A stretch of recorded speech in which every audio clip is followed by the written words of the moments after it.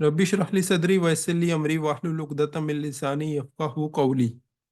अ, हमारे सामने इसका मैनिफेस्टो ऑफ इस्लाम का पहला इसका जो जहाँ से ये किताब स्टार्ट होती है, हमने रिसेंटली इसका इंट्रोडक्शन यानी कि हमने देखा था। इंट्रोडक्शन में मसाइल बताए गए थे कि किस यानी इसकी क्या वजूहात हैं, कि इस किताब को लिखने की क्या वजूहात हैं। उसमें आलमी मामलात यानी पूरी आलमी सतह पे जो मसाइल हैं जो इंसानों को फेस करने पड़ते हैं, जो इंसानों को फेस करने पड़ रहे हैं, दुनिया की तहजीब किस तबाही से हमकनार होने चाह रही है, उसके हवाले से उन मसाइल का जिक्र था। और मुसलमान अहियाई जमातें मुसलमानों की जो हैं वो इस्लाम ही की आइडियोलॉजी को बतौर हल के तौर पे पेश करती हैं। ये किस तरह से हल है, ये किताब इसी मौजू के ऊपर है।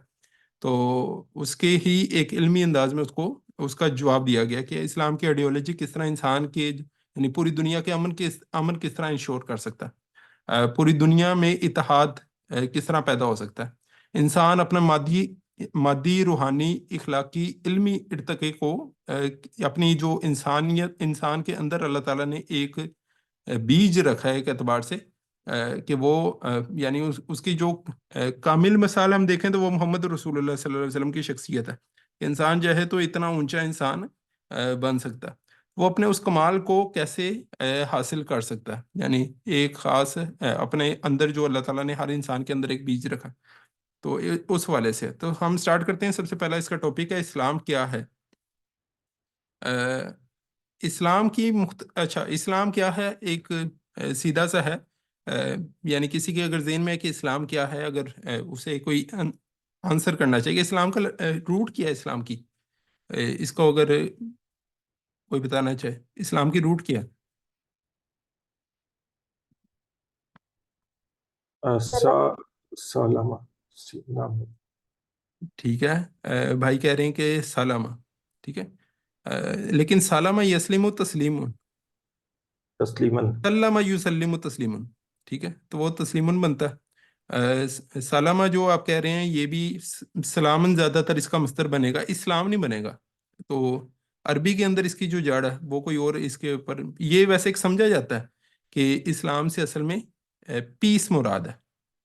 ठीक है, तो इस्लाम का बेसिक मीनिंग ये नहीं है, पीस नहीं है। कोई और इस वाले से अगर आगाह करना चाहे।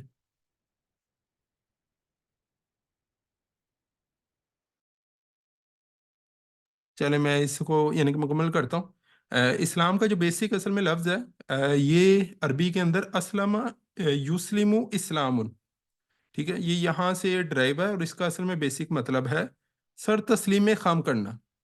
ठीक है, यानी इसी से कहते हैं सरेंडर कर देना, फर्मा बरदारी बरदारी इख्तियार कर देना। तो व्हाट इज़ इस्लाम, इसके हवाले से दीनियात में मौलाना मदूदी रहमुल्लाह ने एक बात लिखी है। दीनियात की किताब अगर आप लोगों को फुर्सत मिले तो कभी वो भी पढ़नी चाहिए लानी। तो दीनियात की किताब के अंदर मौलाना मदूदी ने इस्लाम की जो उसे डिफाइन किया, वो कहते हैं कि इस्लाम एक ऐसी यानी तमाम दुनिया के जो मज़ाहिब हैं उनका जो नाम है वो या तो किसी फ़र्द के ऊपर मबनी है या वो किसी इलाके से मुतल्लिक है। लेकिन इस्लाम वो वाहिद आइडियोलॉजी है कि जिसका नाम उसकी सिफ्त पे रखा गया, या वो सिफ्त जो वो बंदों के अंदर पैदा करना चाहती है। तो एक अमल का नाम है एक एतबार से कहा जाए, यानी इस्लाम कहते हैं सरेंडर करना, फर्म या जिसे कहते हैं अपनी मर्जी को ख़त्म कर लेना, यानी किसी के आगे तज देना। ठीक है, अल्लाह ताला के आगे अपनी मर्जी को बंदा सरेंडर कर दे तो ये इस्लाम है।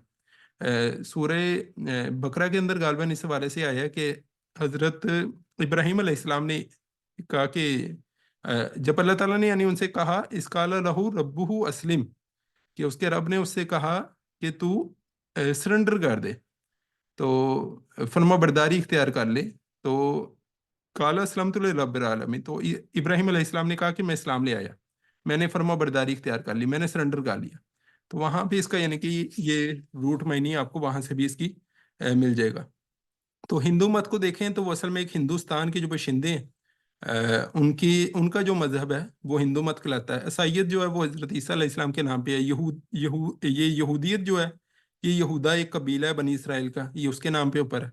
तो दुनिया के तमाम मज़ाहिब असलन या तो किसी फ़र्द या इलाके से अमूमन मुतल्लिक होते हैं, या कबीले से मुतल्लिक हैं, लेकिन इस्लाम वो वाहिद दीन कह लें کہ جو اس کا جو لفظ ہے وہ صرف طور ایک عمل کے نام پہ ہے جو وہ افراد کے اندر پیدا کرنا چاہتا ہے۔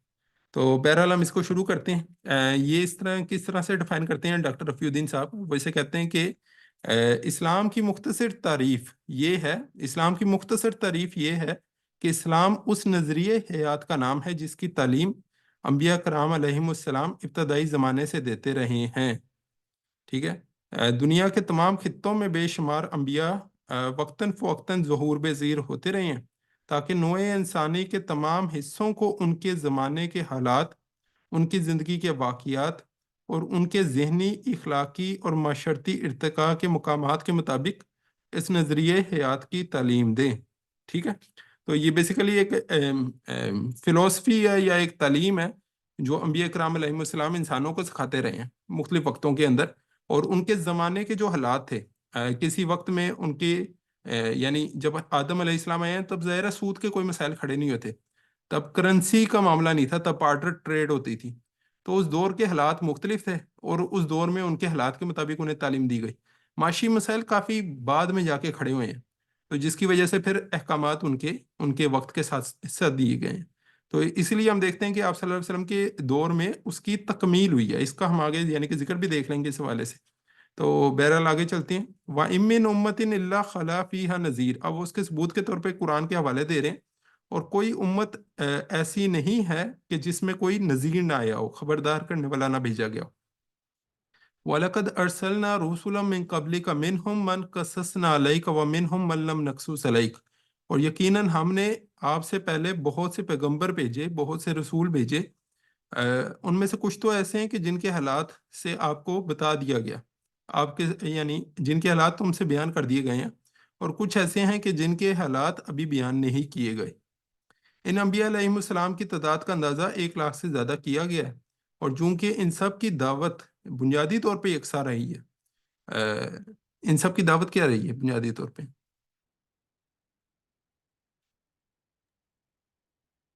اللہ کی طرف بلانا۔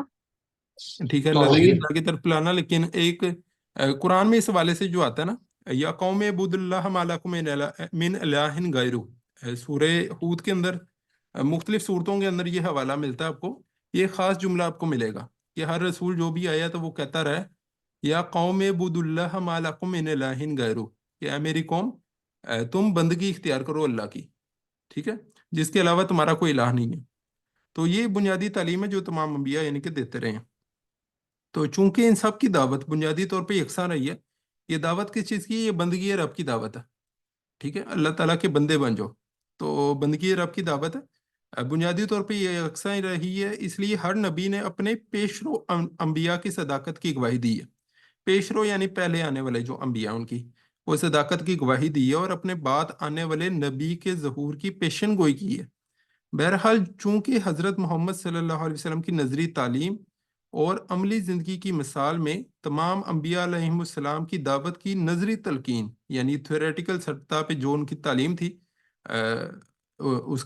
وہ اور انسان کی قدرتی عملی زندگی کے تمام ضروری شوقوں پر، انسان کی قدرتی عملی زندگی سے مراد یعنی پریکٹیکل جو سطح ہے اس کے اوپر ان کی تمام تعلیم جو تھی تمام ضروری شعبوں پر، جن میں ان کی زندگی کے سماجی، عمرانی، اقتصادی، سیاسی اور فوجی شعبے بھی شامل ہیں، اس کا عملی اطلاق دونوں اپنے کمال کو پہنچ گئے۔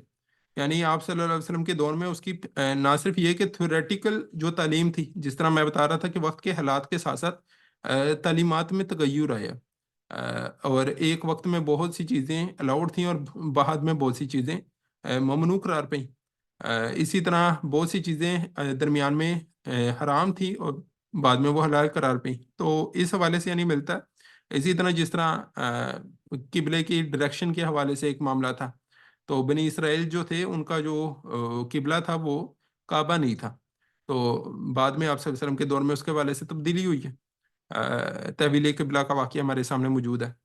اسی طرح اونٹ کے حوالے سے ان کے ہاں ایک معاملہ تھا کہ وہ ان کے ہاں کوئی حرمت اس کی قرار پائی اور آپ صلی اللہ علیہ وسلم کے ہاں اسے حلال کر دیا گیا۔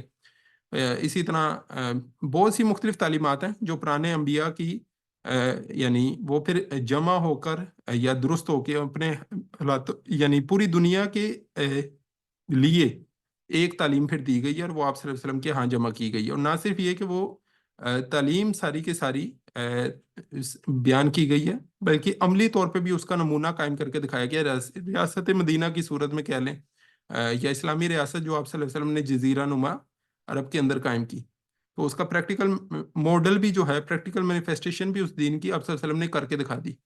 तो इसी को बयान किया, यौम अकमलतु लकुम दीनकुम व अतममतु अलैकुम नेमती।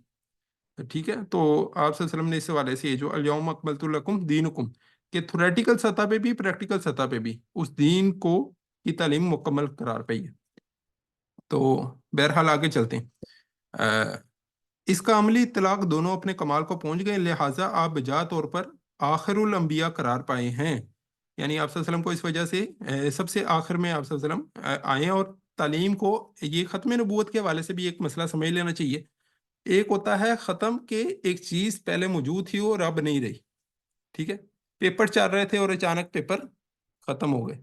तो एक है कि घर में आटा मौजूद था लेकिन अब आटा नहीं है। तो एक तो ख़त्म के ये मायने होते हैं, और एक यानी ख़त्म नबूवत का सिर्फ ये मायने नहीं है। ख़त्म नबूवत का एक दूसरा मायने भी है, जिसको समझ लेना चाहिए।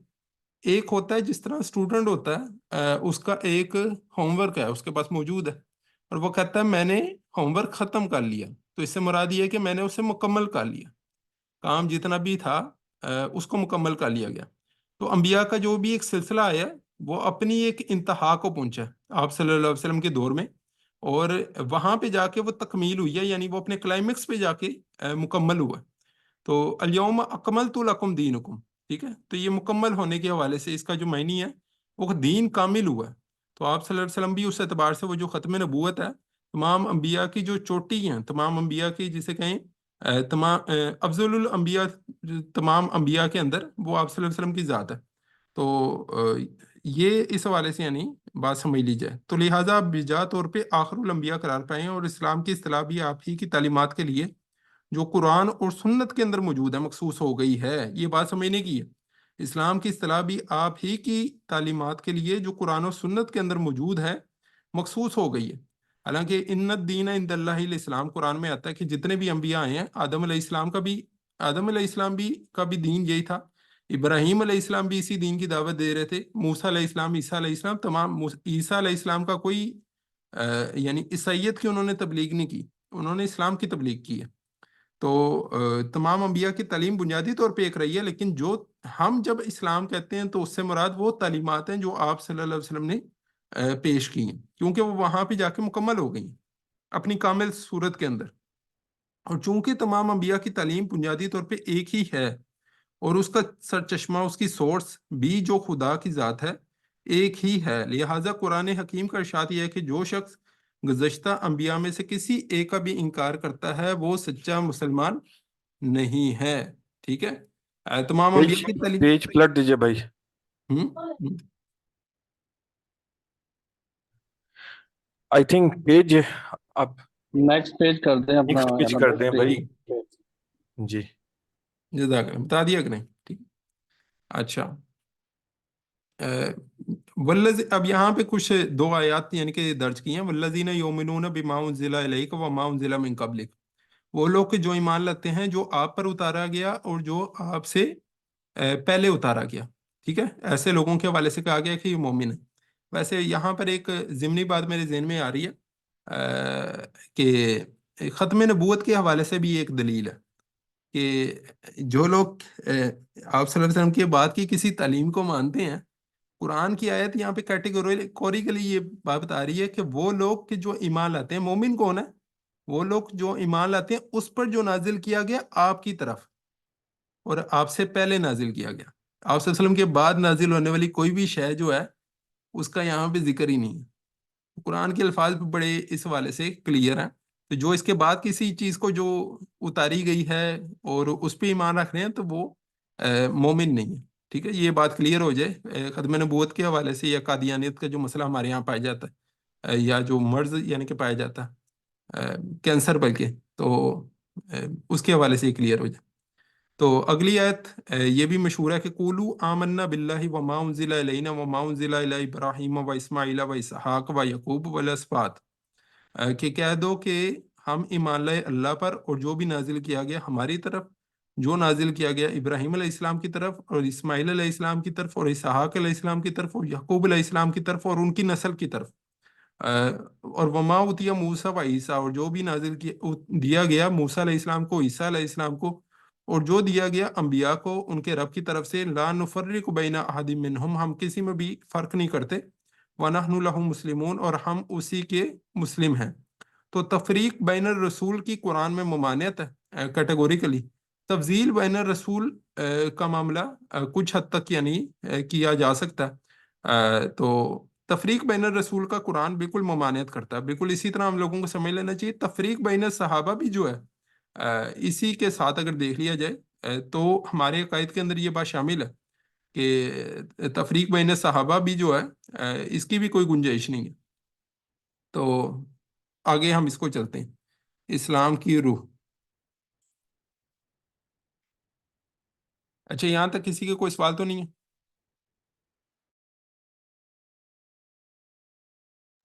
نہیں بھائی۔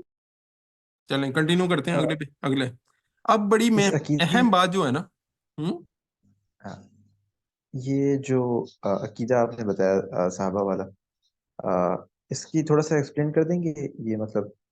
صحابیت کے حوالے سے یعنی اہل سنت والجماعت کے اندر کسی بھی قسم کی اس طرح کی جو یعنی وہ کرنا، تفریق بین صحابہ سے میری مراد تھی صحابہ میں سے کسی ایک کو صحابی قرار دینا اور دوسرے کو صحابی قرار نہ دینا، ٹھیک ہے؟ یہ تفریق بین صحابہ قرار پائے گی، اچھا ٹھیک ٹھیک ہے؟ تو ہمارا اس حوالے سے جو اہل سنت والجماعت کا یعنی عقیدہ اس حوالے سے اس پہ اجماع ہے، اور وہ یہ ہے کہ جتنے بھی یعنی جو بھی شخص جس نے حالت ایمان میں آپ صلی اللہ علیہ وسلم کو دیکھا اور حالت ایمان میں وہ اس دنیا سے رخصت ہوا تو وہ صحابی ہے۔ تو صحابہ کے درمیان تفریق جو ہے اس سے بہت بڑے مسائل کھڑے ہوئے ہیں ماضی کے اندر، تو یہ اس حوالے سے ایک بات تھی، ایک ضمنی بات تھی۔ بہرحال آگے یعنی کہ چلتے ہیں، اب بڑی اہم بات آ رہی ہے اس کتاب کے اندر، یہ اس کتاب کا ایک اعتبار سے کہہ لیں کہ کرکس بھی ہے، تو یہی اہم بات ہے جو آگے ہم مسلسل اس کو اسٹڈی کرتے رہیں گے، تو اس کو ذرا توجہ سے دیکھنے کی ضرورت ہے۔ اسلام کی روح، اگر تمام انبیاء، تمام پیغمبروں کی تعلیمات کا خلاصہ صرف ایک لفظ میں بیان کرنے کا مطالبہ کیا جائے تو وہ لفظ محبت ہے۔ اسلام انسانوں کو دعوت دیتا ہے کہ وہ محبت کریں، اور اپنی محبت کو جس قدر زیادہ پاکیزہ، یکسو، یعنی پاکیزہ سے مراد آلودگی سے نکال کے، یعنی آلودگی اس میں کسی قسم کی شامل نہ ہو، یکسو ہو، خالص ہو، بے لوث ہو، سیلف لیس ہو، صمیم قلب سے صادر ہونے والی بنا سکتے ہیں۔ صمیم قلب یعنی دل کا پکا ارادہ، تو اس سے صادر ہونے والی بنا سکتے ہیں تو بنائیں، اور پھر ان کی محبت ایسی ہو کہ وہ ہمیشہ عظیم سے عظیم تر کمال پاکیزگی اور خلوص کی جانب بڑھتی رہے، اور اس میں ایک لمحے کے لیے بھی کسی کمی، کمزوری یا مایوسی کے آثار پیدا نہ ہوں، ٹھیک ہے؟ یہ بنیادی طور پہ کہتے ہیں کہ انبیاء کی تعلیمات کا جو خلاصہ ہے وہ ایک لفظ محبت ہے۔ اچھا، جب میں نے اس بات کو اسٹڈی کیا تھا نا تو مجھے ان کی اس بات سے بالکل بھی اتفاق نہیں ہوا تھا۔ میرے لیے بڑی حیران کن بات تھی کہ انہوں نے کیا بات کر دیا۔ قرآن پورا کچھ اور کہتا نظر آتا ہے۔ قرآن تو یہ کہتا ہے یعنی جو پہلا حکم یعنی قرآن کے اندر بیان ہوتا ہے وہ سورہ بقرہ کے اندر بیان ہوا ہے، اور وہ ہے یا ایھا الناس اعبدوا ربکم، اے لوگو اپنے رب کی عبادت کرو۔ اور انبیاء کی دعوت، جس طرح میں نے پیچھے یعنی کہ بتایا، ابھی کچھ پہلے بات ہو رہی تھی کہ انبیاء کی دعوت مسلسل قرآن میں مختلف جگہ یہ جملہ آتا ہے، یا قوم اعبدوا اللہ ما لکم من الہ غیرہ، کہ اے قوم اللہ کی عبادت کرو، اللہ کے بندے بن جاؤ، اس کے علاوہ کوئی الہ نہیں ہے۔ اور قرآن میں اس حوالے سے سورہ زاریات کے اندر بھی غالباً سورہ زاریات کے اندر یہ موجود ہے کہ وما خلقت الجن والانس الا لیعبدون، کہ نہیں تخلیق کیا ہم نے جنات کو اور انس کو مگر کہ وہ عبادت کریں، یعنی وہ میری عبادت کریں۔ اب اس حوالے سے آپ مجھے تھوڑا سمجھائیں کہ کیا یہ ایک مسئلہ نہیں ہے یہاں پہ آپ کو نظر آتا؟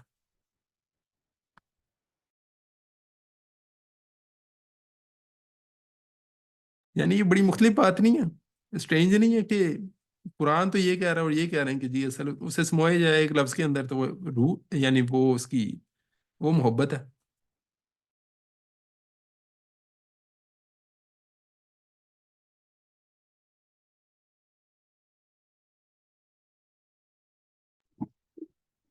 میوٹ ہو گئے آپ.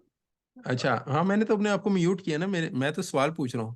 طارق ٹھیک بھائی ہے. آپ سے یہ آپ اس کا بعد میں جواب دیجیے گا، میں باقیوں سے پہلے سوال کر رہا ہوں کیونکہ آپ سے تو یہ ڈسکس کیا ہوا میں نے. جی جی.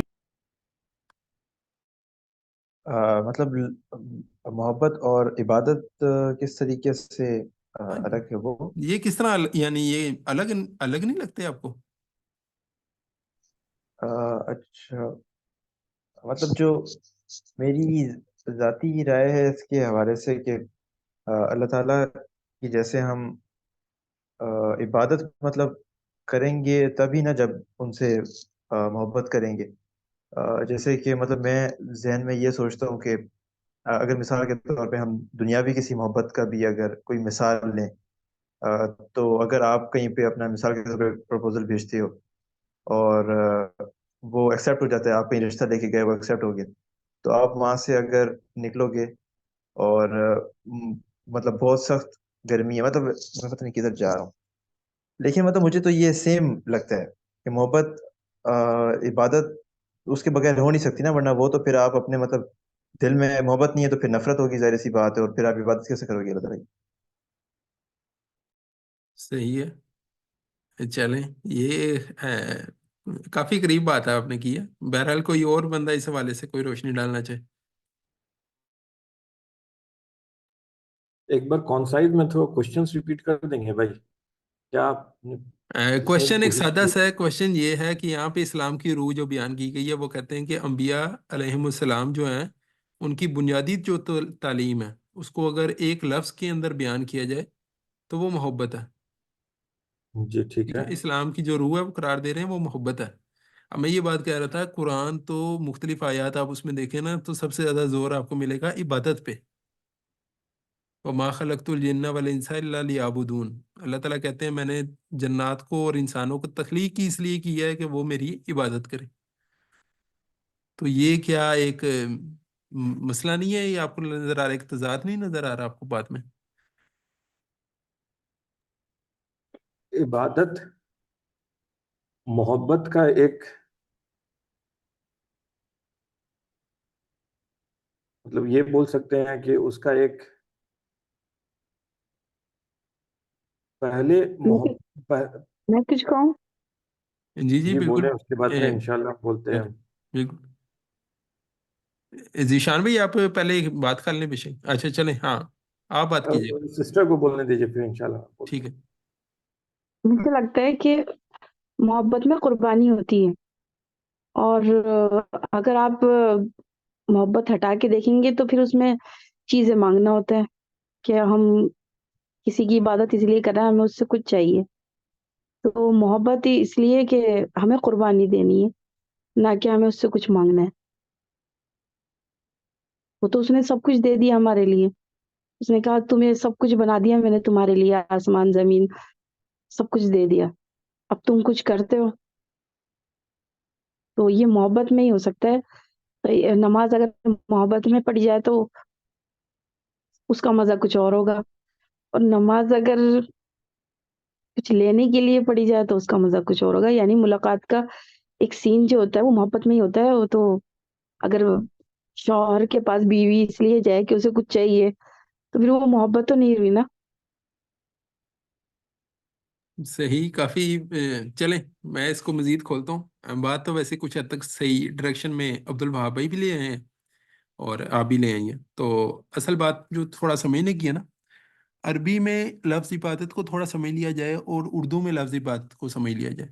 ہمارے یہاں ویسے اس سے بڑی ایک بنیادی، یعنی ایک تو عبادت کی انڈرسٹینڈنگ ہونی چاہیے کہ عبادت کسے کہتے ہیں. تو عبادت اصلاً جو ہوتا ہے اردو میں عبادت جو ہوتا ہے وہ تو کلیئر ہے میرے خیال میں ساروں کو نا. یعنی جب بھی اردو میں عبادت بولتے ہیں تو اس سے ذہن میں سب سے پہلے جو چیز کلک ہوتی ہے وہ نماز ہے.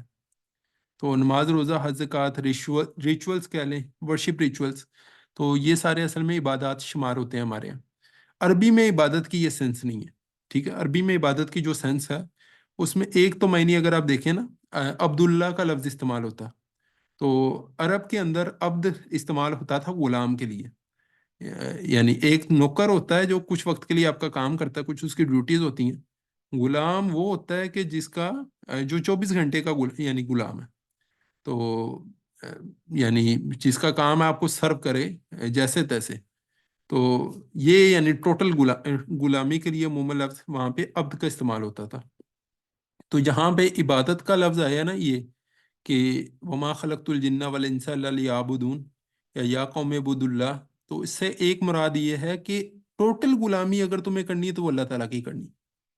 اور اللہ تعالیٰ کہہ رہے ہیں کہ تمام جنات اور تمام انسانوں کا یہ کام ہے کہ وہ اللہ تعالیٰ کی ٹوٹل سبمیشن. یہ اب اسلام سے کنیکٹ ہو جائے گا. وہ جو پیچھے میں نے میننگ بیان کیا تھا نا اسلام کا میننگ ہے سبمیشن، سرنڈر کرنا، ٹھیک ہے. تو سبمیشن جو ہے یہی عبادت کی جو ایک سینس ہے. سلیوری وہ اس میں بھی یہ سینس ہے، سبمیشن کا معنی ہے. تو ایک عبادت کا معنی ہے یہ، لیکن ایک ہوتی ہے غلامی. جس طرح انگریز کی ہم لوگوں نے غلامی کی، برصغیر و پاک و ہند کے اندر ہمارے بڑوں نے غلامی کی. تو ایک ہوتی ہے مارے بندے کی غلامی، جسے کہتے ہیں جو محکومی ہے ایک اعتبار سے، یعنی اس کا جو صحیح میننگ ہے وہ محکومی ہے. اور مجبوری کی اطاعت ہے، مجبوری کی غلامی ہے. اطاعت بھی اس لفظ استعمال ہوتا ہے اس کے لیے، عبادت کے لیے. تو یہ ایک تو بات ہے. یہ ایک غلامی ہوتی ہے جو جسے کہتے ہیں کہ محبت میں ہوتی ہے.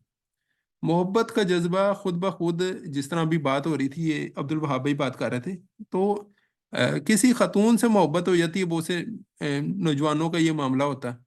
تو پھر وہ اس کے لیے یعنی اس طرح کی بات کہتے ہیں کہ تیری یعنی میں تاڑے توڑ لاؤں گا، یہ کر دوں گا، وہ بھی کر لوں گا. فرحاد شیرین کا جو واقعہ ہے تو وہ اصل میں کیا ہے کہ وہ فرحاد نے اس کے لیے پہاڑ کھودنا شروع ہو گیا کہ دودھ کی نہر میں نکالوں گا. تو یعنی کوئی بھی بندہ کسی میں عموماً جس سے محبت ہوتی ہے تو اس کے لیے وہ سب کچھ کرتا ہے، اس کے لیے وہ بندہ جان مارتا ہے. تو اس کی غلامی آٹومیٹیکلی ہو جاتی ہے. اس کو ایک جسے یہ ابھی بات ہو رہی تھی نماز کے حوالے سے بھی ایک بھائی نے بات کی تھی نا، تو یا نماز کے حوالے سے جس نے بھی بات کی تھی میرے ذہن سے نکل رہا. تو نماز کے حوالے سے علامہ اقبال کا ایک شعر ہے، شوق کر دیرا نہ ہو میری نماز کا امام، میرا سجود بھی حجاب میرا قیام بھی حجاب. اور یعنی میرا سجدہ بھی حجاب میں ہے، میرا قیام بھی حجاب میں ہے، پردے میں ہے. تو اگر شوق یعنی میری نماز تیرے شوق میں نہیں ہے، وہ ایک پردے میں ہے. اسی طرح علامہ اقبال ہی کا ایک اور شعر ہے. یہ بات تھوڑی سمجھ لی جائے کہ ڈاکٹر رفیع الدین جو ہیں یہ علامہ اقبال کے شارح بھی ہیں. ان کی جتنی بھی تعلیمات ہیں جو یہ نثر کی صورت میں یہ کتاب ہم پڑھ رہے ہیں، تو اصل میں یہ علامہ اقبال کے افکار کے اوپر مبنی ہے. تو بات کافی کلیئر ہو جائے گی. تو علامہ اقبال کی جو شاعری ہے وہ ساتھ کنیکٹ ہوتی جائے گی. اسی طرح علامہ اقبال کا ایک شعر ہے کہ جو ہے عقل و دل و نگاہ کا مرشد اولی ہے عشق، عشق نہ ہو تو شرع دیں بت قدے تصورات. تو اگر آپ یعنی محبت کا جذبہ آپ ایلیمنیٹ کر دیں گی تو یہ دین بھی کوئی وہ نہیں ہے، یعنی ظواہر کا نام بن کے رہ جائے گا اور ظاہر پرستی ہوگی بس. تو اس میں محبت کا جو ایلیمنٹ ہے نا، یہ خدا سے محبت. تو انبیاء جتنے بھی ہوتے ہیں آپ دیکھیں کہ حضرت موسیٰ بن عمیر رضی اللہ تعالیٰ عنہ ایک صحابی ہیں، ینگ صحابی، اور اپنا سب کچھ وہ اپنی والدین سے انسان کو محبت ہوتی ہے سب سے پہلے، لیکن اپنی والدہ کو وہ چھوڑنے کے لیے تیار ہو گئے. وہ جس حالت میں وہ فوت ہوئے ہیں، اس حالت میں وہ شہید ہوئے ہیں بلکہ، کہ ان کے دونوں ہاتھ کٹے ہوئے تھے اور سینے سے نیزہ پار تھا، اور جسم پر ایک جو چادر تھی وہ پوری نہیں یعنی پڑتی تھی ان کو ڈھکنے کے لیے. تو یہ کیا ہے؟ یہ محبت ہے. تو محبت جو ہوتی ہے وہ امتحان لیتی ہے، دوستوں کی جان لیتی ہے. تو جادوگروں کا جو معاملہ آپ کو نظر آتا ہے قرآن کے اندر کبھی پڑھیں تو جادوگر وہ تیار ہو گئے اپنے ہاتھ پیر الٹی سمتوں میں کٹوانے کے لیے اور مرنے کے لیے. تو یہ کیا ہے؟ یہ محبت ہے. اور اسی کو ایک دوسرے انداز میں سمجھ لیا جائے، علامہ اقبال کے آخری شعر سے میں اسے ختم کروں گا کہ علامہ اقبال کا یہ ایک شعر ہے، مقام بندگی دیگر. ٹھیک ہے، یہاں پہ بندگی جو معنی ہے یہ اصل میں آپ اردو میں جو عبادت ہم کنسیڈر کرتے ہیں نا، آپ اسے یہاں پہ پلیس کریں. تو علامہ اقبال کہتے ہیں مقام بندگی دیگر، مقام عاشقی دیگر، زے نوری سجدہ می خواہی، زے خاکی بے شزاں خواہی. یعنی مقام بندگی عبادت کا مقام اور ہے، اور عاشقی کا محبت کا مقام اور ہے. زے نوری سجدہ می خواہی، یعنی نوری مخلوق سے اللہ تجھے سجدہ چاہیے. زے خاکی بے شزاں خواہی، لیکن خاکی مخلوق سے اللہ تجھے اس سے زیادہ مطلوب ہے. چنا خودرا نگہ داری کے بائیں بے نیازی ہا، شہادت بر وجود خود زے خون دوستاں خواہی.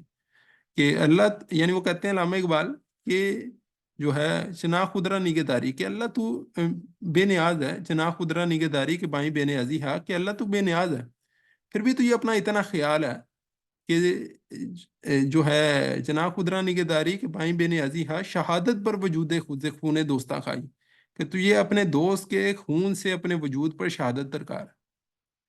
تو اس بات کو محسوس کریں تو اصل میں یہ وہ بات ہے. عبادت کی اصل میں جو سینس ہے نا، محبت کے جذبے سے جو غلامی کی جاتی ہے، اس سے ہی کہا جاتا ہے عبادت. تو محبت پلس اطاعت جو ہے، اس کو آپ ایکول ٹو کر لیں عبادت کے. یہ ذہن میں ایکویشن ہونی چاہیے تو بات پوری کلیئر ہوگی. کوئی اس میں کچھ ایڈ کرنا چاہے تو پھر ہم آگے پڑھتے ہیں.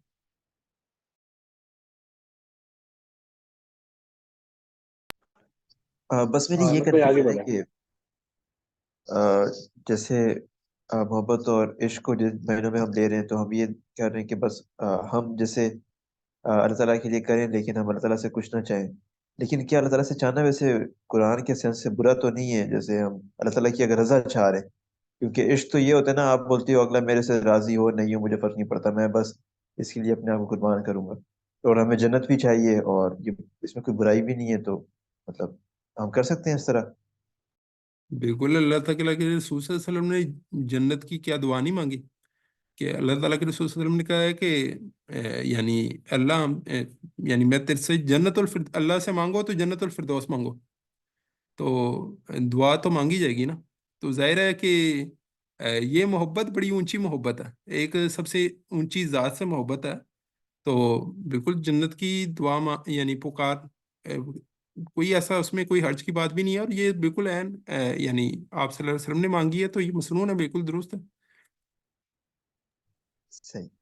اس میں احمد بھائی ایک بار ایک چیز ایڈ کرنا چاہوں گا میں، کہ اس میں جو ہے نا وہ اللہ پاک سے مانگ تو سب کچھ سکتے ہیں، دنیا بھی مانگ سکتے ہیں، آخرت. لیکن قرآن میں اللہ پاک ایک جگہ پہ جو ہے نا وہ ایگزیکٹ مجھے یاد نہیں ہے، اگر آپ لوگ کو یاد ہے تو پلیز بتائیے، کہ اللہ پاک فرماتے ہیں کہ آخرت چوز کر لو یا دنیا چوز کر لو، دونوں میں سے ایک چوز کر لو. تو دونوں میں سے ایک چوز کرنا ہے انسان نے نا. دنیا چوز کرو گے تو دنیا دے دوں گا، آخرت چوز کرو گے تو آخرت دے دوں گا. تو اب یہ ہے کہ مانگ تو ہم سکتے ہیں، اور اس کی رضا چاہنا، اس سے سب کچھ کر سکتے ہیں. لیکن یہ ہے کہ اب اس نے دو چیزیں بتائی بھی ہیں کہ ان دونوں میں سے ایک چوز کرنی ہے تم نے. بالکل، یہ تو صحیح بات ہے. یہ تو وہ بھی ہے نا، وَمِنَ النَّاسِ مَن يَقُولُ رَبَّنَا آتِنَا فِی الدُّنْيَا وَمَا لَهُ فِی الْآخِرَةِ مِنْ خَلَاقٍ. لوگوں میں سے کوئی تو ایسا ہے جو دنیا مانگتا ہے اللہ تعالیٰ سے، کہ اللہ مانگتا ہے اللہ سے ہے لیکن مانگتا دنیا. تو اللہ تعالیٰ کہتے ہیں کہ اس کے لیے آخرت میں کوئی حصہ نہیں ہے. اور ہمیں کیا کہا گیا کہ ربنا آتینا فی الدنیا یس. حسنہ، کہ جی جی. دنیا بھی مانگنی ہے تو حسنہ کے ساتھ مانگنی ہے، خیر ولی مانگنی ہے، بھلائی ولی مانگنی ہے. تو اس میں جو ہے وفی الآخرۃ حسنہ، اور آخرت میں بھی ہمیں حسنہ یعنی حاصل ہو. تو یہ تو دونوں چیزیں یعنی کہ ہمیں مانگی ہیں. ظاہر پرائرٹی ہماری کیا ہوگی؟ ہماری پرائرٹی تو آخرت ہی ہوگی. اچھا، یہ جو بات تھی نا پیچھے، وہ عبد الوہاب بھائی پوچھ رہے تھے، میرا ایک چھوٹا سا ویسے ایک ذہن میں بات آ رہی تھی. اللہ تعالیٰ کے لیے ویسے تو مثالیں اس طرح بیان نہیں کی جانی چاہیے، لیکن بہرحال اس کو تھوڑا سا انڈرسٹینڈ کیا جا سکتا ہے. تو مثال تو اس میں ظاہر نقص رہیں گے، لیکن اس کو اس طرح سے انڈرسٹینڈ کیا جا سکتا ہے کہ ایک چھوٹا سا جو بچہ ہوتا ہے، اسے اپنی ماں سے بڑی محبت ہوتی ہے. تو وہ ماں سے ہی درکار کرتا ہے، ماں ہی سے مانگتا ہے جو بھی چیزیں اسے چاہیے ہوں، جو ضرورت کی ہوں. تو اسی کو تھوڑا سا اگر انڈرسٹینڈ کر لیجیے تو بات سمجھنا یعنی اندازہ ہو جائے گا. تو اللہ تعالیٰ تو مانگنے کو بڑا پسند کرتے ہیں. تو متعدد یعنی اس حوالے سے آیات بھی ہیں. اور اس کو اللہ تعالیٰ نے جو نہیں مانگتا اللہ تعالیٰ سے، اللہ تعالیٰ نے اسے تکبر عبادت کے بارے میں کہ جی وہ میری عبادت سے تکبر کرتا ہے، سورہ زمر کے اندر اس حوالے سے آیت موجود ہے. تو بہرحال ہم آگے چلتے ہیں. بات میرے خیال میں کافی حد تک یہ کلیئر ہو گئی ہے. تھوڑا سا اس پورشن کو میں دوبارہ سے پڑھوں گا تاکہ بات مزید تھوڑی واضح ہو جائے، اور اس کے ساتھ کچھ آیات ریلیٹ کروں گا. اسلام کی روح. اگر تمام پیغمبروں کی تعلیمات کا خلاصہ صرف ایک لفظ میں بیان کرنے کا مطالبہ کیا جائے تو وہ لفظ محبت ہے. یعنی محبت سے کیا مراد ہے یہاں پہ؟ جنون، خدا کی محبت، خدا کا عشق. ٹھیک ہے. تو خرد کی گوتھیاں سلجھا چکا ہوں میرے مولا مجھے صاحب جنوں کر. تو اصل میں یہاں پہ وہ محبت علامہ اقبال مانگ رہے ہیں اللہ تعالیٰ سے بھی. تو اسلام انسانوں کو دعوت دیتا ہے کہ وہ محبت کریں، وہ محبت اللہ تعالیٰ سے بھی کریں، اور اللہ تعالیٰ سے جو صحیح جس سے محبت ہوگی اس سے اللہ کے بندوں سے بھی محبت ہوگی. کیونکہ اللہ تعالیٰ نے کہا ہے کہ الخلق و عیال اللہ، کہ خلق جو ہے، مخلوق جو ہے وہ اللہ تعالیٰ کی کنبہ ہے، اللہ تعالیٰ کی فیملی ہے. تو اللہ تعالیٰ سے محبت کا تو لازمی یہ تقاضا ہے کہ اس کی خلق کے ساتھ بھی آپ کو محبت ہو.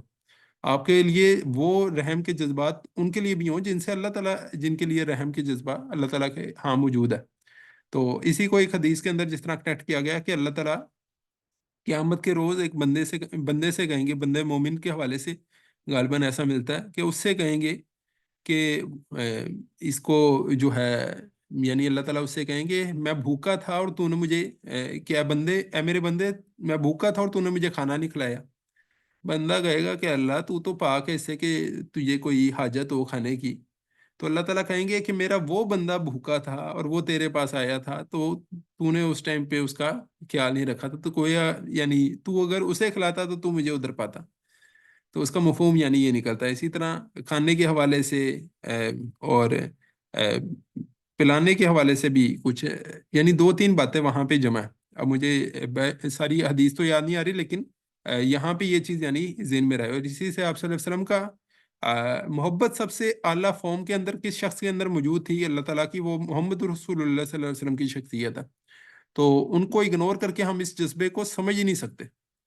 تو یہ بات بڑی کلیئر ہونی چاہیے. تو آپ صلی اللہ علیہ وسلم کا یعنی اپنی امت سے کتنی محبت تھی. تو اس کو مختلف واقعات دیکھے جائیں تو وہ بات کلیئر ہوگی. تو بہت سے لوگ ایسے ہوتے ہیں کہ جو بظاہر لگ رہا ہوتا ہے کہ انہیں اللہ سے محبت ہے، لیکن خلق کے اوپر ان کا رویہ بڑا الٹا ہوتا ہے. ٹھیک ہے. تو یہ بات ان کی محبت میں نقص ہے، ان کے تصور خدا میں نقص ہے. اس کو سمجھ لیا جائے. تو آگے چلتے ہیں. اسلام انسانوں کو دعوت دیتا ہے کہ وہ محبت کریں، اور اپنی محبت کو جس قدر زیادہ پاکیزہ، یعنی پاکیزہ سے مراد ہے اس میں کسی اور کی محبت شامل نہیں، یعنی اس میں آلودگی نہ ہو کسی اور محبت کی. تو اللہ تعالیٰ کے لیے محبت کو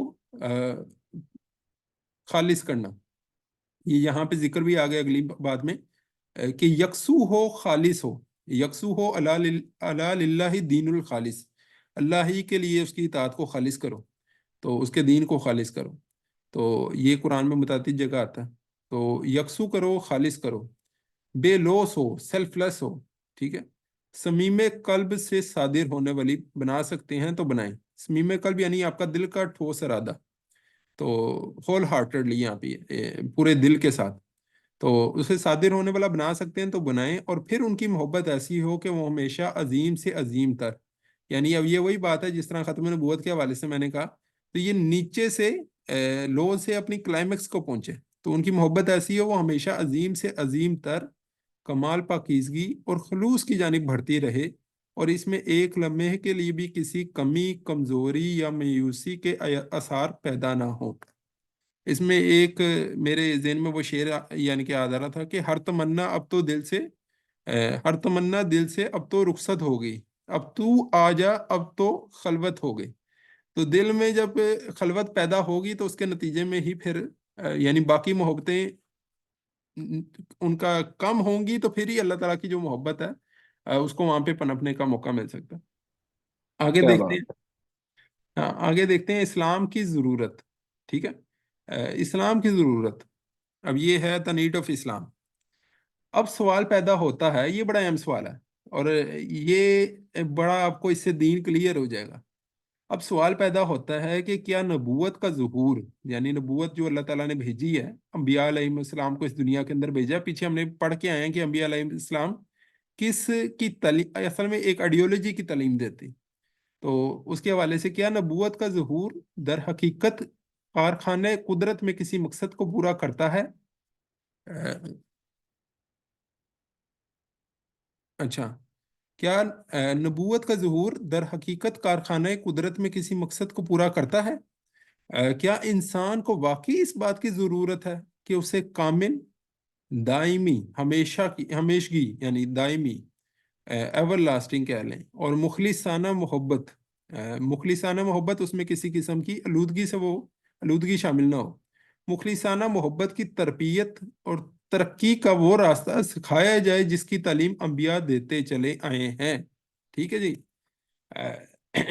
تو کیا نبوت کا یعنی دوبارہ سے اسے دیکھ لیجیے، کیا نبوت کا ظہور در حقیقت کارخانہ قدرت میں کسی مقصد کو پورا کرتا ہے؟ یعنی یہ دنیا جو یونیورس ہے، اس کے اندر کیا نبوت کی ضرورت کیوں ہے اور اس کو کیوں رکھا گیا ہے؟ کیا انسان کو واقعی یہ ضرورت ہے کہ اس کی اندر جو یہ محبت ہے اس کو پرورش کی جائے، اس کی تربیت کی جائے، تو جس کی تعلیم انبیاء دیتے رہے ہیں؟ اس کا جواب یہ ہے کہ اسلام ایک کامل، پائیدار اور مخلصانہ محبت جو ایک نسب العین کو... پیج نیکسٹ کر دو اس میں۔ اچھا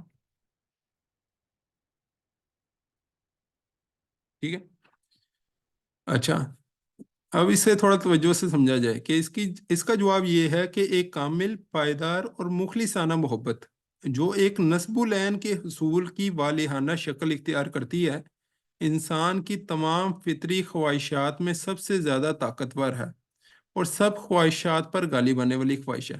انسان کی مختلف خواہشات ہیں، انسان کی بھوک بھی انسان کی ایک خواہش ہے، پیاس ایک انسان کو ہوتی ہے، شیلٹر کی ایک خواہش ہوتی ہے، گھر بنانے کی ایک تمنا ہوتی ہے، تو انسان کی مختلف خواہشات ہیں۔ ان میں کہتے ہیں سب سے زیادہ جو طاقتور خواہش ہے یا جذبہ ہے، وہ محبت کا جذبہ ہے، اور سب خواہشات پر غالب آنے والی یہ خواہش ہے۔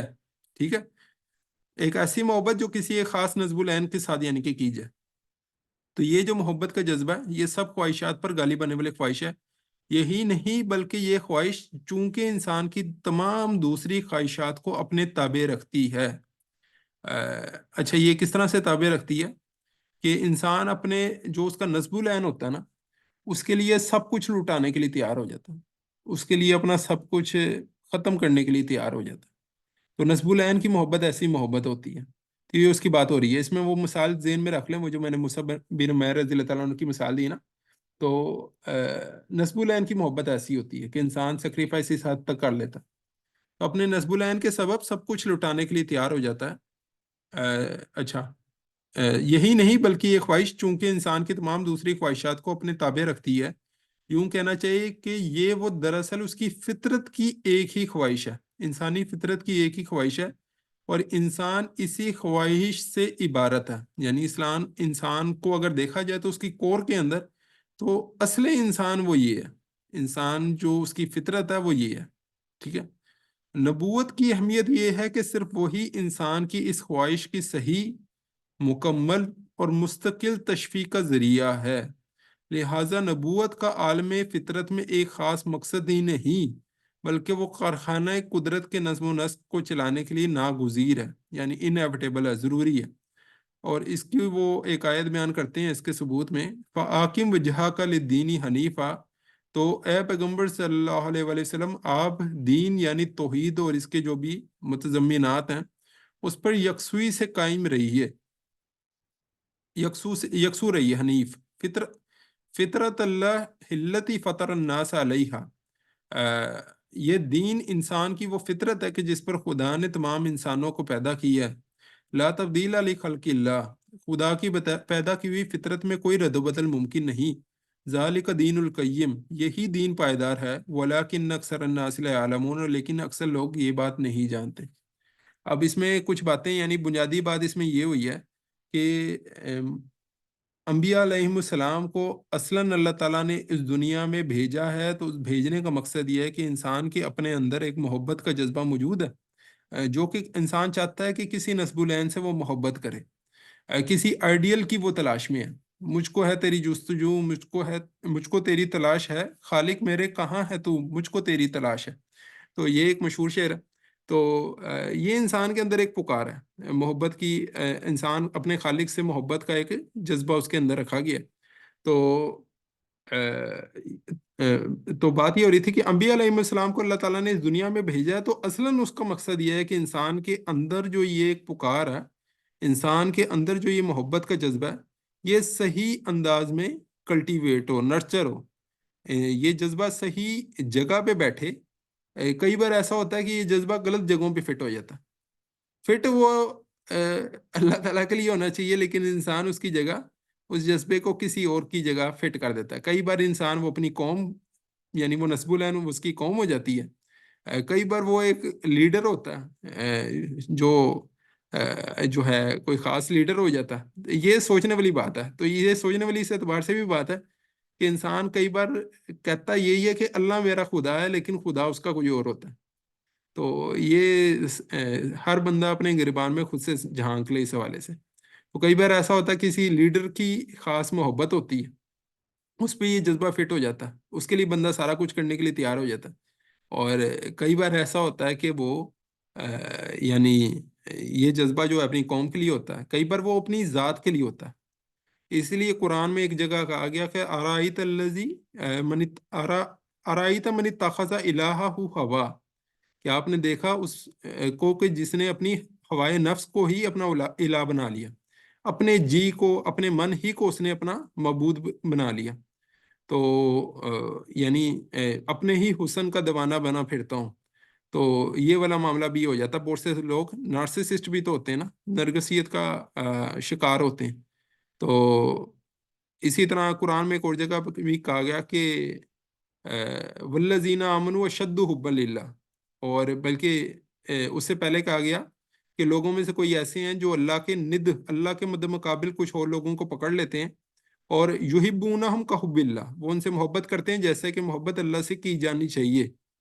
تو والذین آمنوا اشد حبا للہ، اور مومنین کون ہیں؟ جو اللہ تعالیٰ سے شدید ترین محبت کرنے والے. تو یہاں پہ یہ بات تھوڑی سی اگر ساری دیکھ لی جائے تو انبیاء کرام علیہ السلام مثلاً کیا کر رہے ہیں؟ انسان کے اندر اس محبت کے جذبے کو کلٹیویٹ کرتے ہیں.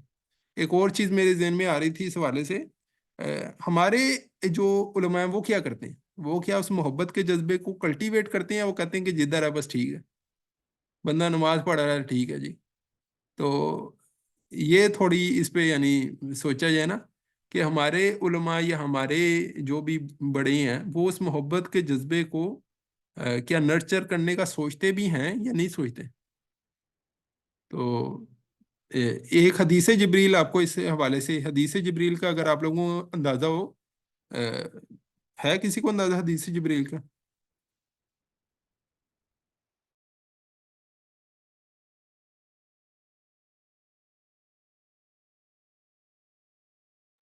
میرے زیادہ بولنے سے سارے سوئے تو نہیں جاتے ہیں؟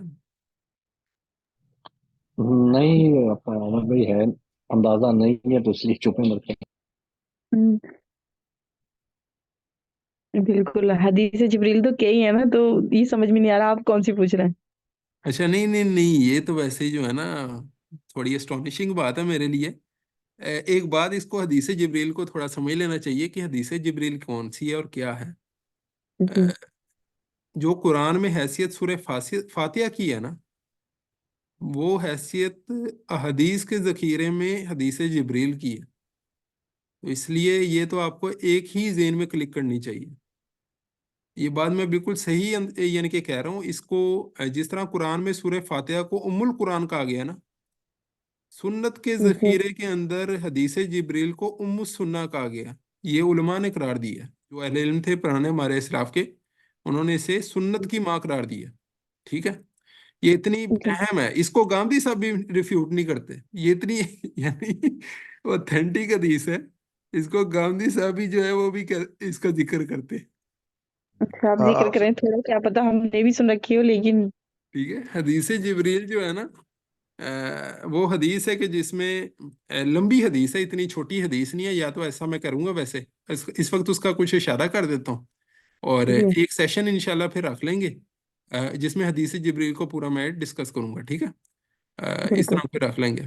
तो हदीस जिब्रील वैसे एक बुनियादी हदीस है जिसमें जिब्रील अलैहिस्सलाम जो हैं वो आते हैं एक शख्स की सूरत में। सहाबा बहुत ज़्यादा सहाबा उधर मौजूद थे जब जिब्राईल अलैहिस्सलाम एक इंसानी शक्ल के अंदर उधर यानी कि आए, और सहाबा को पता नहीं था कि ये जिब्राईल अलैहिस्सलाम है। और उन्होंने आप जी अभी याद आ गया। हाँ, याद आई आपको? जी, ईमान के लिए। हाँ जी, जिसमें तीन चीज़ें जिक्र हैं कि इस्लाम क्या है। उन्होंने जी आप जी वसल्लम से सवाल किया कि इस्लाम क्या है, और दूसरा सवाल किया कि ईमान क्या है, और तीसरा सवाल किया कि एहसान क्या है, और फिर जी सवाल किया कि सात ने कब आना है। और जी जी। फिर दो निशानियों का जिक्र किया, जो सात की दो निशानी है उसका जिक्र उसमें मौजूद है। ये ओवरऑल उसका यानी कि लेकिन इसको खलासा। आप डिटेल में बताएंगे जरूर, क्योंकि हमने जो सुनी है ये इस तरह से नहीं सुनी जैसा आप कह रहे हैं। अच्छा चलें, फिर इस पे ना कोई एक ऐसा करूंगा कि नेक्स्ट जो सेशन है ना हदीस जिब्रील पे फिर इंशाल्लाह एक रखते हैं, ठीक है, जिसमें उस सारे को पूरा डिस्कस कर लिया जाए।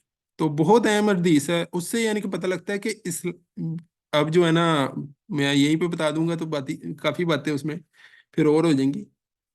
उसमें इस्लाम से ईमान, और ईमान से फिर एहसान, ये तीन दर्जात हैं। और अंबिया अस्लम में इंसान को नीचे वाली सतह से उठा के ऊपर वाली ईमान इस्लाम की सतह से ईमान वाली सतह और ईमान वाली सतह से उठाकर एहसान वाली सतह पे ले जाने की कोशिश करते हैं। तो बहरहाल इसको चलें नेक्स्ट टाइम स्टडी करेंगे। चंद एक इसमें छोटी सी चीज़ें आ गई हैं, सोचा अहमद कि भाई, इसका रेफरेंस आप खाली इसका रेफरेंस बता देना ताकि नेक्स्ट सेशन में हम लोग पढ़ के आ जाएं तो उसका बेहतर हो चले मैं जाएगा। ये सेशन हाँ यानी वो आईएमएस का ये ओपन होगा ना ग्रुप, तो उसमें फिर इंशाल्लाह मैं जी शेयर कर दूंगा वो हदीस। जी। तो एक उसको बुक फिर बुक भी आपने शेयर करनी है और ये भी। अच्छा, आप मुझे ये भी पूछना था, जो आप बुक पढ़ रहे हैं तो हमारे पास तो नहीं है ये बुक्स। मैं इसे शेयर कर दूंगा अभी ग्रुप के अंदर। वैसे मैंने पहले भी वो शायद शेयर की थी, मुझे याद नहीं पड़ रहा, या तो वो जो जी। हैं ग्रुप हेड हैं उन्हें शेयर की थी, या फिर आप पढ़ रहे हैं वो तो उर्दू की है, तो मुझे मतलब उर्दू मैं की दोनों भी। शेयर करूंगा, ठीक है, बेफिक्र हो जाइए। शुक्रिया। मेरे पास तो हार्ड फॉर्म जी में, मैं हार्ड फॉर्म से पढ़ रहा हूँ, तो मैं पीडीएफ जी शेयर जी, कर दूंगा, बेफिक्र हो जाइए। चलो। ये किताब का नाम है मंशूर इस्लाम। अगर कोई पहले इस सेशन में इसके शामिल नहीं था, इंट्रोडक्शन का सेशन, इंशाल्लाह उसका जो था ना वीडियो, उसे भी मैं अपलोड कर दूंगा। थोड़ा सा मुझे टाइम असल में नहीं मिल रहा होता, तो उसको भी अपलोड कर देंगे। तो अच्छा, एक हदीस नंबर सवाल पूछा हुआ, हदीस नंबर देख के बताऊंगा, मुझे तो इस तरह याद नहीं है, लेकिन ऑथेंटिक हदीस है, कहीं से भी देखें हदीस जिब्रील लिखें तो आ जाएगी गूगल के ऊपर। तो अच्छा, इसमें एक सवाल हो रहा था, एक दो चीज़ें आ गई थी, थोड़ा सा इसको समझ लिया जाए, क्योंकि अगला जो टॉपिक है ना, उसका स्टार्ट ही शुरू होता है इंसानी फितरत का तज्जिया। इंसान की तिबई ख्वाहिशात के दो दर्जे, इंसान की निचले दर्जे की ख्वाहिश। तो इसमें सबसे पहली चीज़ ये है कि यहाँ पे ह्यूमन नेचर का जिक्र आ गया, और ये जो हमने फितरत अल्लाह हिल्लती फ़तर अन्नास अलैहा, यानी ये यहाँ पे ये आयत भी आ गई है। तो सबसे पहली चीज़ समझ ली जाए कि फितरत क्या चीज़ है, और पीछे बात भी हो रही है कि फितरत के अंदर ये जज्बा मुझे यानी कि मौजूद है। तो फितरत क्या चीज़ है, इसको कोई अगर किसी के जहन में है तो वो यानी फितरत की क्या सेंस है आपके जहन में, तो इसको कोई अगर बताना चाहे। फितरत मतलब जिसके दिमाग में कोई ऊंच नीच भेदभाव और ऐसी चीजें ना हो। क्या ना हो? मतलब कोई ऊंच नीच भेदभाव, रंग नस्ल का कोई ऐसी वैसी चीज ना हो, वो सबको बराबर समझता हो। ठीक है, इक्वालिटी का तस्वुर हो, यानी वो ये आप कह रही हैं कि वो जी फितरत जी फितरत पर जी। है। चलें, कोई और इस वाले से क्या करना चाहिए? फितरत किसे कहते हैं, यानी ये सवाल है कि फितरत किसे कहते हैं, फितरत क्या है?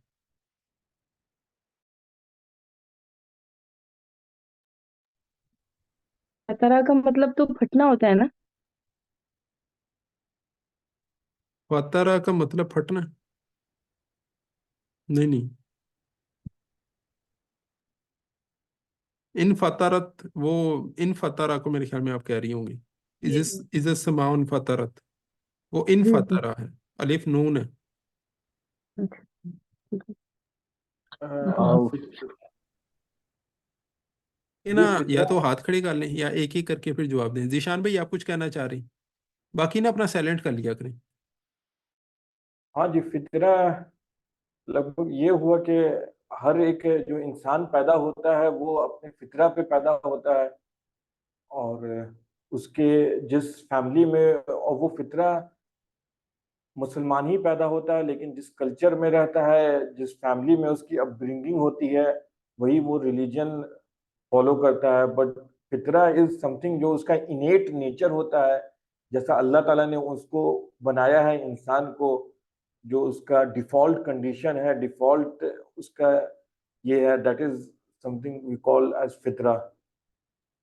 बहुत करीब की बात आपने की है। एक तो आपने हदीस को जिक्र किया, कुल्लु मौलूदुन यूलिदु अलल फितरा, कि हर जो भी बच्चा पैदा होता है वो फितरत पर पैदा होता है, और उसके जो घर वाले होते हैं या माहौल जो होता है उसकी फितरत को उस मस्क कर देता है।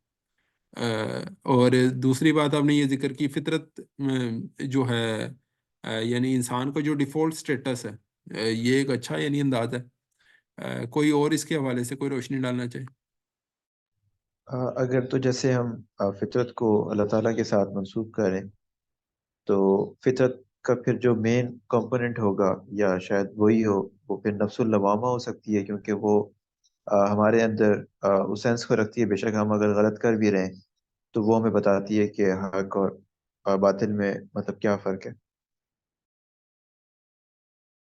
सही नहीं, यानी आप कह रहे हैं कि नफ्स लवामा को फितरत कहती है। तो अ, चलें, ये भी एक बात कुछ हद तक रिलेट करेगी। एक आया हुआ है चैट में, इंसान की इनर इंस्टिंक्ट, इससे एक नया सवाल पैदा हो गया। ये मैसेज आया हुआ था कि इंसान की इनर इंस्टिंक्ट को फितरत कहते हैं। इंस्टिंक्ट किसे क्या चीज़ होती है? इंस्टिंक्ट को उर्दू में वैसे क्या कहते हैं, है किसी को आइडिया? इंस्टिंक्ट एक कोई थॉट चलते फिरते इंसान के जहन में कुछ आ गया, अच्छा ये चीज मेरे माइंड में आ गया, तो उसको एक इंस्टिंक्ट का नाम दे सकते हैं, ये नहीं, आइडिया आ वो गया। तो आइडिया होता है ना। हाँ, आइडिया और इंस्टिंक्ट में फर्क नहीं है। वो तो मेरे ख्याल मतलब में आप एक तरह विजदान से की वो बात कर रहे हैं शायद। इंस्टिंक्ट हो सकता है। फर्स्ट मेंटल रिस्पॉन्स के तौर पे ले सकते हैं शायद इंस्टिंक्ट को। अच्छा अच्छा, ठीक हो गया। यानी एक क्विक रिफ्लेक्स वाला जो मामला हो जाता है, यानी आप उसे इंस्टिंक्ट से रिलेट कर रहे हैं।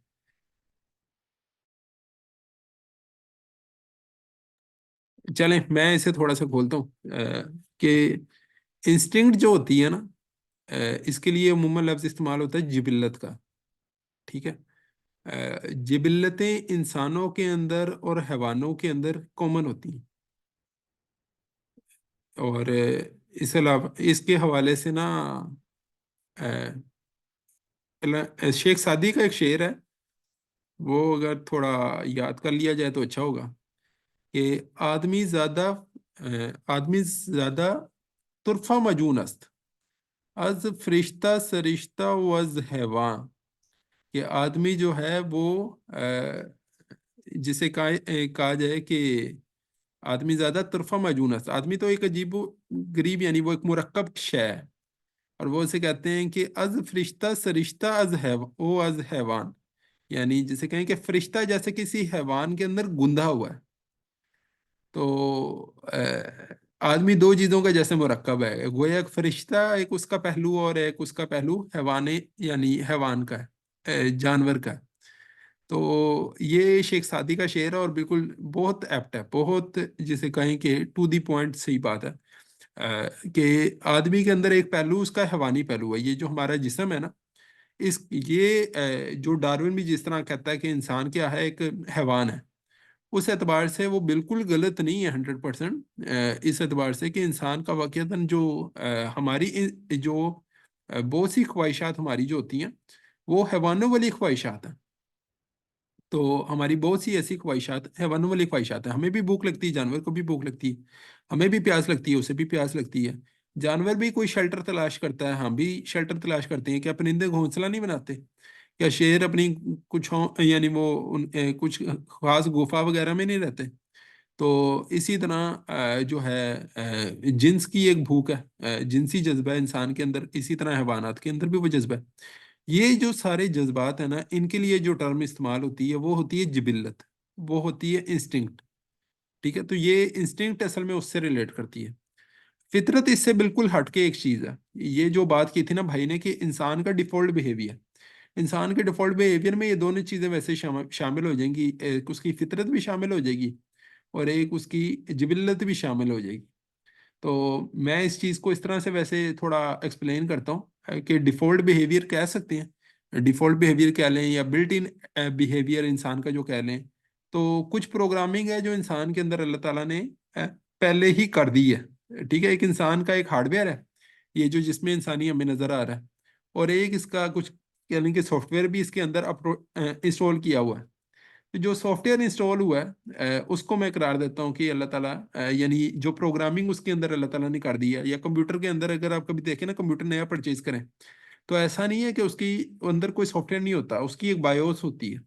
تو بالکل اسی طرح اس بایوس کو آپ کہہ سکتے ہیں کہ یہ اس کی فطرت ہے. تو انسان کے اندر کچھ حقائق اللہ تعالیٰ نے پہلے ہی رکھ دیے گئے ہیں، جس طرح کہا گیا کہ فَأَلْهَمَهَا فُجُورَهَا وَتَقْوَاهَا. تو ایک اس میں کچھ ایلیمنٹ اس طرح کا بھی ہے، لیکن جب ہم فطرت سے مراد لیں گے تو اس کے اندر وہ جو بالکل خیر والا اس کا سارا پہلو ہے. ایک اس کے اندر جو فجور والا پہلو ہے وہ اس سے آ جاتا ہے، اس میں کچھ نقائص کی بنیاد پہ کچھ اس میں مسائل ایسے ہیں انسان کے اندر اس کے چونکہ پرفیکٹ نہیں ہے اس کا جسم، تو اس اعتبار سے کچھ نقائص کی بنیاد پہ اس میں ایک شر کا ایک پہلو کی طرف ایک رجحان پیدا ہو جاتا ہے. تو بہرحال اس میں جو خیر والا سارا ایلیمنٹ ہے، جو بھی اس میں حقائق انسان کے اندر رکھے گئے ہیں وہ اصلاً اسے آپ فطرت قرار دے سکتے ہیں. فطرت دو چیزوں پر مبنی ہے، آسان الفاظ میں تھوڑا سمجھیں گے. یہ مزید جب آگے ہم کتاب پڑھیں گے نا تب بھی یہ باتیں واضح ہو جائیں گی. تو فطرت کے دو خواص ہیں، ان کو اگر دیکھ لیا جائے، ایک یعنی کہ آپ کہیں کہ ایک ہے معرفت خداوندی، اللہ تعالیٰ کی پہچان جو ہے نا یہ ہے معرفت خداوندی اسے کہا جاتا ہے. یہ انسان کے اندر اللہ تعالیٰ نے رکھی ہوئی ہے، بلڈ ان ہے یہ انسان کے اندر کہ معرفت خداوندی. اور دوسری بات ہے کہ اللہ سے محبت الہی، محبت خداوندی. ٹھیک ہے، تو اللہ تعالیٰ سے محبت کا جو جذبہ ہے، یہ دو چیزیں انسان کے اندر موجود ہیں. تو غافل وہ جس طرح علامہ اقبال کا وہ شعر بھی ہے نا کہ ہے نور تجلی بھی اسی خاک میں پنہاں، غافل ہے تو نیرا صاحب ادراک نہیں ہے. تو انسان کو ان کا بس ادراک نہیں ہوتا، تو اس کے اندر وہ نور تجلی موجود ہے، اس کے اندر یہ فطرت موجود ہے، اور فطرت کے اندر یہ دو اس کے یعنی خواص ہیں جو میں نے یہاں پہ تھوڑا ایکسپلین کیے ہیں. تو یہ تھوڑا ذہن میں ہونے چاہیے.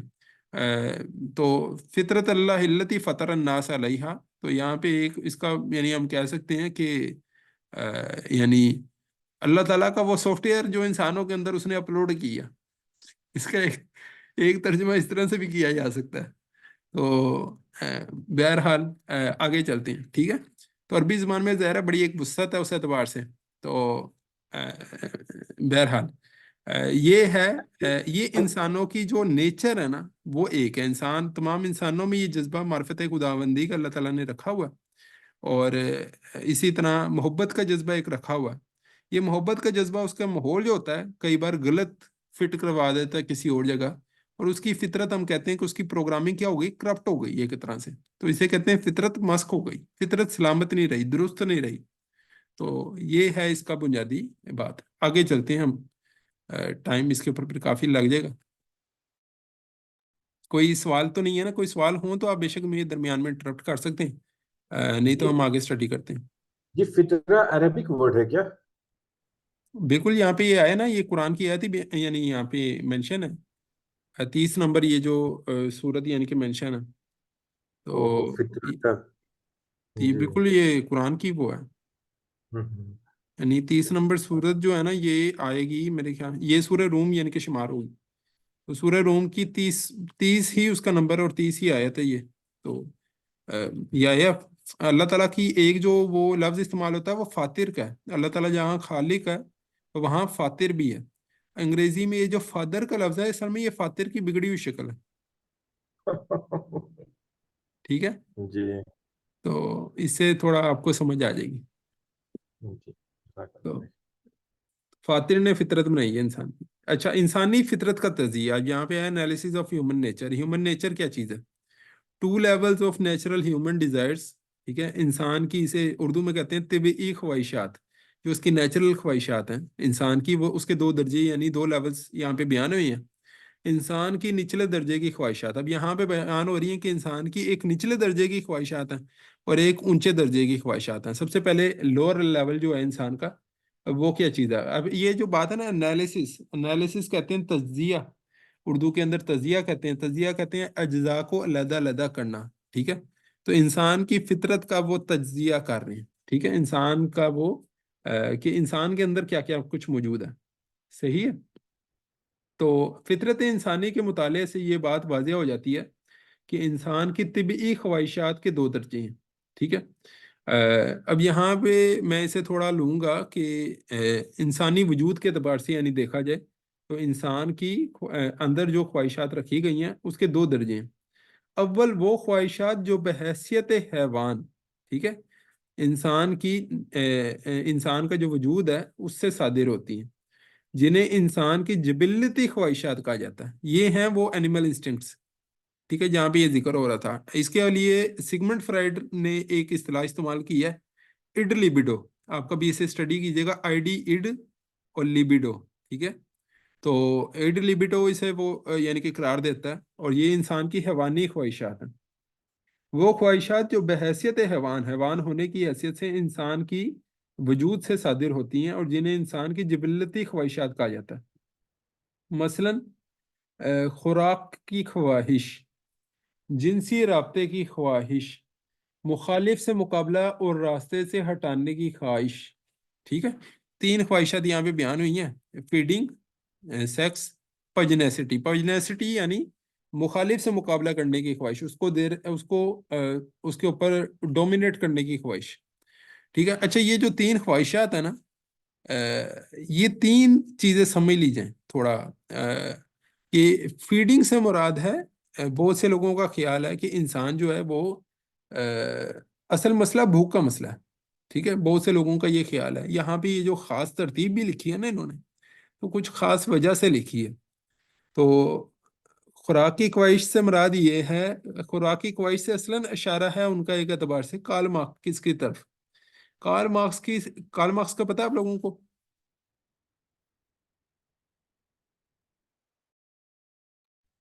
نام سنا ہے لیکن پتہ نہیں.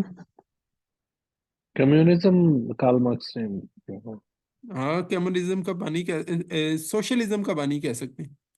سوشلزم کا بانی جسے کہا جائے نا، اس کا سارا جو فلسفہ سوشلزم کا، اس کو پیش کرنے والا جو شخص ہے وہ اصل میں ایک فریڈرک اس کا ساتھی ہے اور ایک اصل میں کارل مارکس ہے. لیکن کارل مارکس کو اس کا بنیادی سب سے اہم بانی اس کا قرار دیا جاتا ہے سوشلزم کا.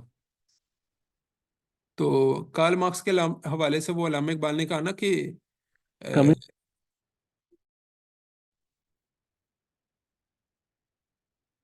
آپ کچھ کہہ رہے تھے ذیشان بھائی؟ نہیں، میں کچھ نہیں کر رہا تھا بھائی، کوئی اور کر رہے تھے شاید. اچھا چلیں، میں بات کر رہا تھا کارل میں مارکس کی. پوچھ رہا تھا احمد بھائی آپ سے کہ کمیونزم اور یہ سوشلزم الگ الگ ہیں؟ سوشلزم اور کمیونزم بالکل الگ الگ ہیں، جس طرح بریلوی اور وہابی الگ الگ ہیں. اوکے. یہ بالکل، پھر یہ ایک لمبی پھر وہ بات آ جائے گی. ویسے تو ان میں ویسے فرق ہے، یعنی بنیادی فلسفہ ایک ملے گا. جس طرح اسلام میں اس کی کمیونزم کے در سے مطلب کس نے جو ہے نا ڈرائیو کیا ہے، یا کہ کس نے کون ہے بانی؟ اصل میں روس کے اندر جو انقلاب واقع ہوا نا، اسے سوشلزم قرار دیا جاتا، اور چائنا کے ٹھیک ہے، اندر اس کی جو فارم رائج ہوئی اسے کمیونزم قرار دیا جاتا. دونوں میں کچھ فرق ہیں. نکلا تو سارا یہ دونوں اس سے ہاں، اس سے ہی ہے، کارل مارکس سے ہی ہے نا؟ اصل میں وہ سائنٹیفک سوشلزم بالکل، یہ کارل مارکس کی ایک کتاب ہے، ڈاس کیپٹل کہتے ہیں. ڈاس کیپٹل کا مطلب ہے سرمایہ، دی کیپٹل. ٹھیک ہے، وہ ڈاس اسے رشین زبان میں غالباً لکھتے ہوں گے. تو سرمایہ اس کی اصل کتاب ہے، جس میں اس نے اصل میں یہ بات ثابت کرنے کی کوشش کی ہے کہ انسان کا جو اصل مسئلہ ہے نا وہ معاشی مسئلہ ہے. یہ بالکل بات غلط نہیں ہے.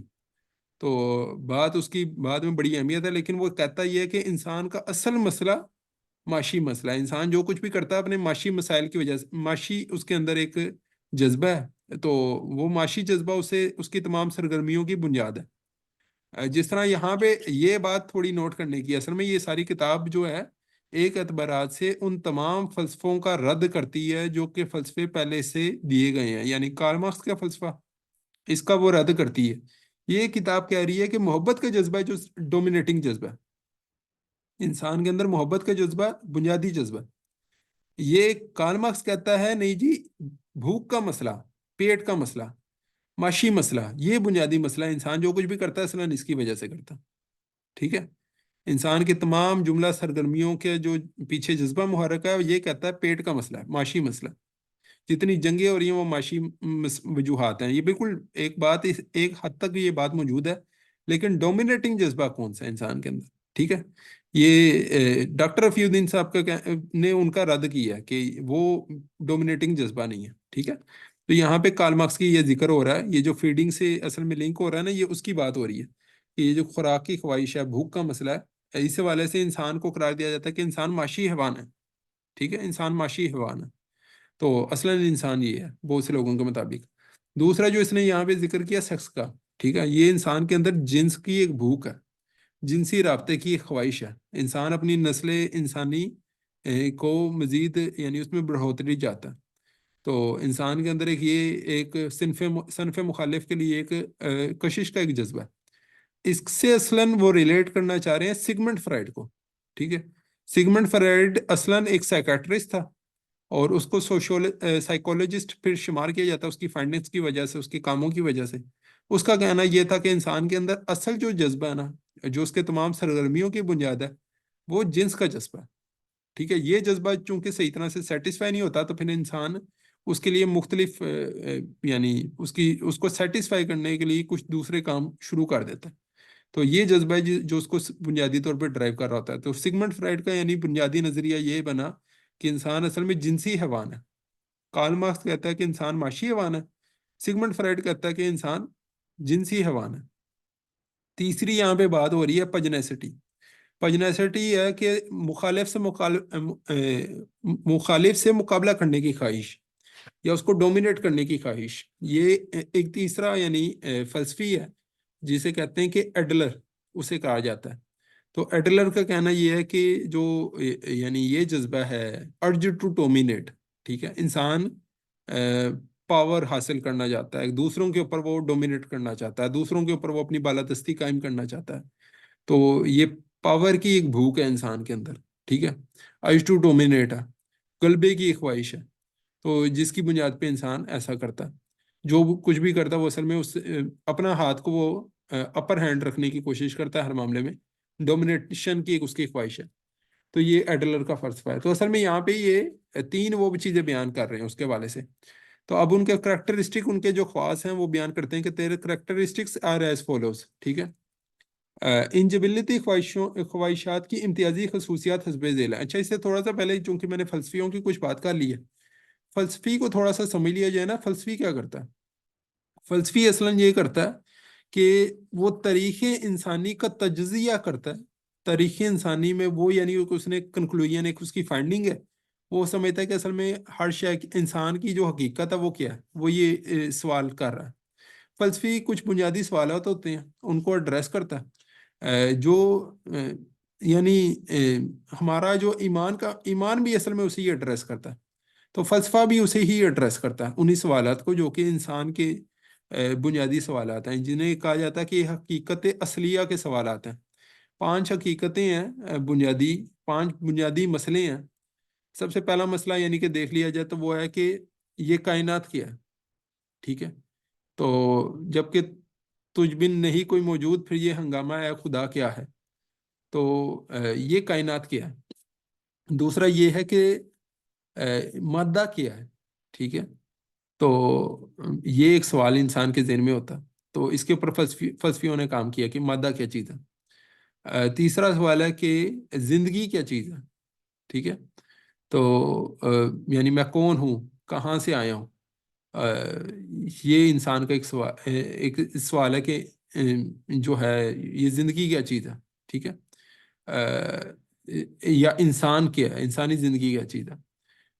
ایک سوال ہے اس کے حوالے سے کہ علم کیا چیز ہے، ٹھیک ہے، علم کس طرح سے حاصل ہوتا ہے۔ ایک 5واں سوال ہے کہ خیر اور شر کی حقیقت کیا ہے۔ تو اس وقت اصل میں ٹائم بہت زیادہ تو ہمارے پاس ہے نہیں، اس لیے صرف میں نے سوالات یہاں پہ مینشن کیے ہیں کہ 5 بنیادی سے سوالات ہیں، اور فلسفی عموماً جتنے آپ کو ملیں گے وہ سارے ان میں سے کسی ایک سوال کو یا ایک سے زیادہ سوالات کو وہ ایڈریس کرتے ہیں، اور ان حقائق کو پانے کی انسان ایک کوشش کرتا ہے۔ ان کے کچھ انہی کے جوابات قرآن آپ کو دے گا، انہی کے جوابات باقی فلسفی جو ہوتے ہیں وہ دے رہے ہوتے ہیں۔ وہ کس طرح دے رہے ہوتے ہیں؟ وہ انسانی تاریخ کا تجزیہ کر رہے ہوتے ہیں، مختلف حقائق کا تجزیہ کر رہے ہوتے ہیں۔ تو یہ جو ہم نے پہلو دیکھے فیڈنگ، سیکس اور پجنیسٹی کے حوالے سے کہ انسان کے اندر مختلف جو ارجز ہیں، ان کے حوالے سے کارل مارکس، سگمنڈ فرائیڈ اور ایڈلر انہوں نے کچھ نظریات دیے ہیں کہ انسان اصلاً کیا ہے۔ تو انسان جو اصلاً کیا ہے، تو اس کو وہ کس طرح پروو کرتے ہیں کہ انسانی تاریخ کا وہ تجزیہ کرتے ہیں اور دکھاتے ہیں کہ دیکھو انسان کے اندر یہی جو جذبہ تھا نا، اسی نے وہاں پر بھی انسان سے یہ کام کروایا، وہاں پہ بھی یہی وجہ تھی، وہاں پہ ایک تیسرے ایونٹ لے گا تو وہاں پہ بھی یہی وجہ آپ کو نظر آئے گی۔ یعنی وہ آپ کو انسانی تاریخ کے تجزیے سے یہ ثابت کرے گا کہ اصل بات اصل میں یہ ہے، ٹھیک ہے۔ تو اسی کو اگر اس کتاب کے جو انٹروڈکشن میں ایک بات لکھی تھی کہ تاریخ کے ایک ایسے نظریے کی صورت اختیار کرتا ہے، اس کتاب کے پڑھنے والوں پر یہ بات واضح ہو جائے گی کہ اسلام کے بنیادی اصولوں کی تشریح کی حیثیت سے اس کا موضوع، یعنی اس نظریے حیات کا موضوع تاریخ کے ایک ایسے نظریے کی صورت اختیار کرتا ہے جو فطرت انسانی کے ایک تصور پہ مبنی ہے۔ تو اس کی بنیاد انسانی فطرت کے اوپر رکھی گئی ہے۔ تاریخ میں یہ ایک یعنی مختلف جگہوں پہ یہ نظریہ درست ہوتا قرار پاتا ہے۔ یہ انہوں نے شروع میں لکھا تھا، بہرحال ہم اس کو نا باتیں شاید تھوڑا مشکل نہ ہو جائیں، ہم اس کو تھوڑا سا آگے دیکھتے ہیں، ٹھیک ہے۔ تو یہاں تک کوئی بات ویسے پریشان کن تو نہیں ہے کوئی، یعنی کوئی بات جو سمجھ نہ آئی ہو یا؟ یہ آپ نے بولا تھا یہ تینوں چیز انہوں نے آرڈر میں لکھا ہے، تو اس کو تھوڑا ایکسپلین کر دیں گے کیوں یہ آرڈر میں ہے، کیا اس ریزن ہے؟ کتاب کا ایک ہدف جو ہے نا، اس کا انٹروڈکشن میرے خیال میں آپ نے شاید نہیں لیا ہوگا، اس کا میں لنک شیئر کروں گا تو وہ لازمی دیکھ لیجیے گا۔ اس کتاب کا نا ایک انٹروڈکشن میں اصل میں جو دنیا میں مختلف فلسفیوں نے انسانی نیچر کے حوالے سے نظریات دی ہیں، تو ان کی ایک کتاب ہے آئیڈیولوجی آف دا فیوچر۔ اصل تو وہ کتاب ہے، یہ اس کا سنوپسز ہے، یہ جو ہم پہ کتاب پڑھ رہے ہیں نا، منشور اسلام ہے اس کا نام، یہ اس کا سنوپسز ہے، یہ اس کا خلاصہ ہے۔ اس میں قرآنی حوالے ہیں، وہ کتاب ہے ان کی، وہ مارکت الآراء کتاب ہے جس کے اوپر آکسفورڈ یونیورسٹی کہا جاتا ہے کہ آکسفورڈ یونیورسٹی نے یہاں پہ پنجاب یونیورسٹی کو لیٹر لکھا تھا کہ بھائی اس بندے کو پی ایچ ڈی دو اس کے اوپر۔ تو ڈاکٹر رفیع الدین صاحب کا وہ جو کام ہے نا، وہ بہت اونچا کام ہے، آئیڈیولوجی آف دا فیوچر، اور افسوسناک بات یہ ہے کہ بہت کم پڑھا جانے والا کام ہے، اور چونکہ تھوڑا مشکل وہ باتیں ہیں، ایک اس میں عقلی انداز ہے، ایک اس میں فلسفیکل انداز ہے، اس سے انہوں نے وہ تمام فلسفے جو ہیں نا غلط ثابت کیے جو کہ اس سے پہلے بنائے گئے ہیں کہ انسان جو ہے وہ معاشی حیوان ہے، انسان جو ہے وہ جو ہے جنسی درندہ ہے ایک اعتبار سے، یا پھر اس میں ارج ٹو ڈومینیٹ، اس میں ڈومینیٹنگ فیکٹر ہے، ڈومینیٹنگ موٹیویشنل فورس ہے، وہ ان تمام فلسفوں کو غلط ثابت کرتے ہیں۔ آپ دیکھیں نا، انسان کو دنیا کے اندر جتنا بھی کچھ ہوتا ہے نا، اس کے پیچھے ان فلسفیوں کے جو تصورات ہوتے ہیں ان کا اثر نظر آئے گا آپ کو۔ جس طرح وہ کہتے ہیں نا کہ میں خیال ہوں کسی اور کا، مجھے سوچتا کوئی اور ہے، تو بالکل اسی طرح دنیا میں جو جتنے بھی بڑے لیڈر ہوں گے نا، ان کے بھی دماغوں کو کنٹرول کرنے والے اصل میں یہ فلسفی ہیں جنہوں نے ان کا ذہن اس طرح کا بنایا ہے۔ مغربی تہذیب پوری جو ہے وہ ان تین فلسفیوں کے کا جو فلسفہ ہے، وہ ڈاروین کہہ لیں، ڈاروین بھی ساتھ شامل کر لیں، تو ڈاروین کا فلسفہ کیا ہے کہ انسان حیوان ہے، انسان کیا ہے، جانور ہے۔ تو اسی وجہ سے پوری مغربی تہذیب کے اندر وہی چیز ہے کہ انسان جانور ہے تو انسان کو جانور کی طرح رہنا چاہیے، جانور جو ہوتا ہے وہ لباس نہیں پہنتا تو لباس سے بھی انسان کو آزاد ہونا چاہیے۔ تو مغربی تہذیب کے اندر پورا یہ تصورات اصل میں جو سرایت کی ہوئی ہیں، تو یہی تصورات ہیں جو آہستہ آہستہ ہماری طرف بھی بڑھ رہے ہیں، اور جو بھی ہمارے یعنی ادھر ہوتا ہے، ان فلسفوں کا بڑا ایک اثر ہے، تو ان فلسفوں کو پھر علمی سطح پہ کاٹنے کی ایک ضرورت ہے، تو حقیقت کو واضح کرنے کی ضرورت ہے۔ تو ڈاکٹر رفیع الدین صاحب کا کام اصل میں یہی اس کو واضح کرنے کے حوالے سے ہے۔ تو اسلام کا اگر ہم چاہتے ہیں نا کہ ایک علمی غلبہ ہو دنیا کے اندر، تو پھر ہمیں ضرورت ہے کہ ہم ان کی باتوں کو سمجھیں، پڑھیں۔ انفارچونیٹلی یہ کام ہوا پڑا ہے لیکن اس کی طرف توجہ نہیں دی جاتی۔ ٹھیک ہے، اس لیے آرڈر میں کچھ ایک وہ ذکر کر رہے ہیں، اس کا ایک انسان کا ایک ذہن ہے نا، وہ کام کر رہا ہوتا ہے، تو ایک ترتیب انہوں نے لکھی۔ بہرحال ہم اس کو تھوڑا آگے چلتے ہیں۔ ہم نا انشاءاللہ کوشش کریں گے کہ اس کا جو انسان کی بلند تر درجے کی خواہشات ہیں یہاں تک مکمل کر لیں۔ اچھا، ان جبلتی خواہشات کی امتیازی خصوصیات حسب ذیل، اس کی بنیادی کچھ خصوصیات کا ذکر ہے۔ یہ خواہشات انسان اور ان حیوانات میں مشترک ہیں جو درجہ ارتقاء میں اس سے فروتر ہیں۔ ٹھیک ہے، انسان میں اور حیوانات میں یہ کامن ہیں، یہ والی جو خواہشات ہیں۔ اور اسکیل آف ایوولوشن میں، ٹھیک ہے، اسکیل آف ایوولوشن میں اینیملز انسانوں سے فروتر ہیں، یعنی نیچے ہیں۔ ٹھیک ہے، اچھا یہ تھوڑی سی نا اب بات آپ کو تھوڑی عجیب لگے گی ویسے، یہاں پہ بات یہ ہو رہی ہے کہ ایوولوشن کے اسکیل میں یہ نیچے ہیں اور انسان ان سے اوپر ہے۔ ٹھیک ہے، اس کا ایک مطلب یہ ہے کہ ڈاکٹر رفیع الدین جو ہیں وہ ایوولوشن کے قائل ہیں، ایوولوشن کے ارتقاء کے قائل ہیں، لیکن ڈاروینین ایوولوشن کے اصل میں قائل نہیں ہے۔ یہ میں کچھ باتیں واضح کر رہا ہوں۔ یہی بات اگر آپ دیکھیں گے نا، ڈاکٹر اسرار احمد رحم اللہ کو اگر کسی نے پڑھا ہے یا ان کی کتابیں آپ پڑھیں نا کائنات کی تخلیق کے حوالے سے، تو ایوولوشن کے وہ بھی قائل ہیں، لیکن ڈاروینین ایوولوشن کے وہ قائل نہیں ہیں، یعنی ڈاروین کا جو نظریہ ارتقاء ہے نا اس کے وہ قائل نہیں ہیں۔ انسانوں کا ایک ایوولوشن ضرور ہوا ہے کہ انسان جو ہیں وہ کس طرح سے وجود میں آئے ہیں۔ یہ ہم لوگ سمجھتے ہیں، ہماری انڈرسٹینڈنگ ایسی ہوتی ہے کہ چھوٹے بچے ہوتے ہیں نا، تو چھوٹے بچوں کے سینوں میں یہ معاملہ ہوتا ہے کہ وہ سمجھتے ہیں یار اچانک ہی اللہ تعالیٰ نے کن کہا اور فیکون اور کائنات ایسے آ گئی جس طرح ہمیں نظر آتی ہے۔ ٹھیک ہے، تو یعنی ہر چیز ایک جگہ پہ جیسے اچانک رکھ دی گئی۔ یہ جو کن فیکون ہوتا ہے اس کے پیچھے پھر اللہ تعالیٰ حالانکہ خود بتاتے ہیں کہ 6 ایام ہیں، ٹھیک ہے، 6 پیریڈ ہیں۔ اس کا کیا مطلب؟ اس کائنات کا ایک سٹارٹ ہوا ہے، اور یہ سائنس بھی اب اسی کی طرف ہمیں اشارہ کرتی ہے۔ جو اسٹیفن ہاکنگ تھا وہ اس کے حوالے سے یعنی کہ بات کرتا تھا کہ بگ بینگ ہوا، اور بگ بینگ کے نتیجے کے اندر یہ کائنات جو ہے آہستہ آہستہ ایکسپینڈ کرنا شروع ہوئی ہے۔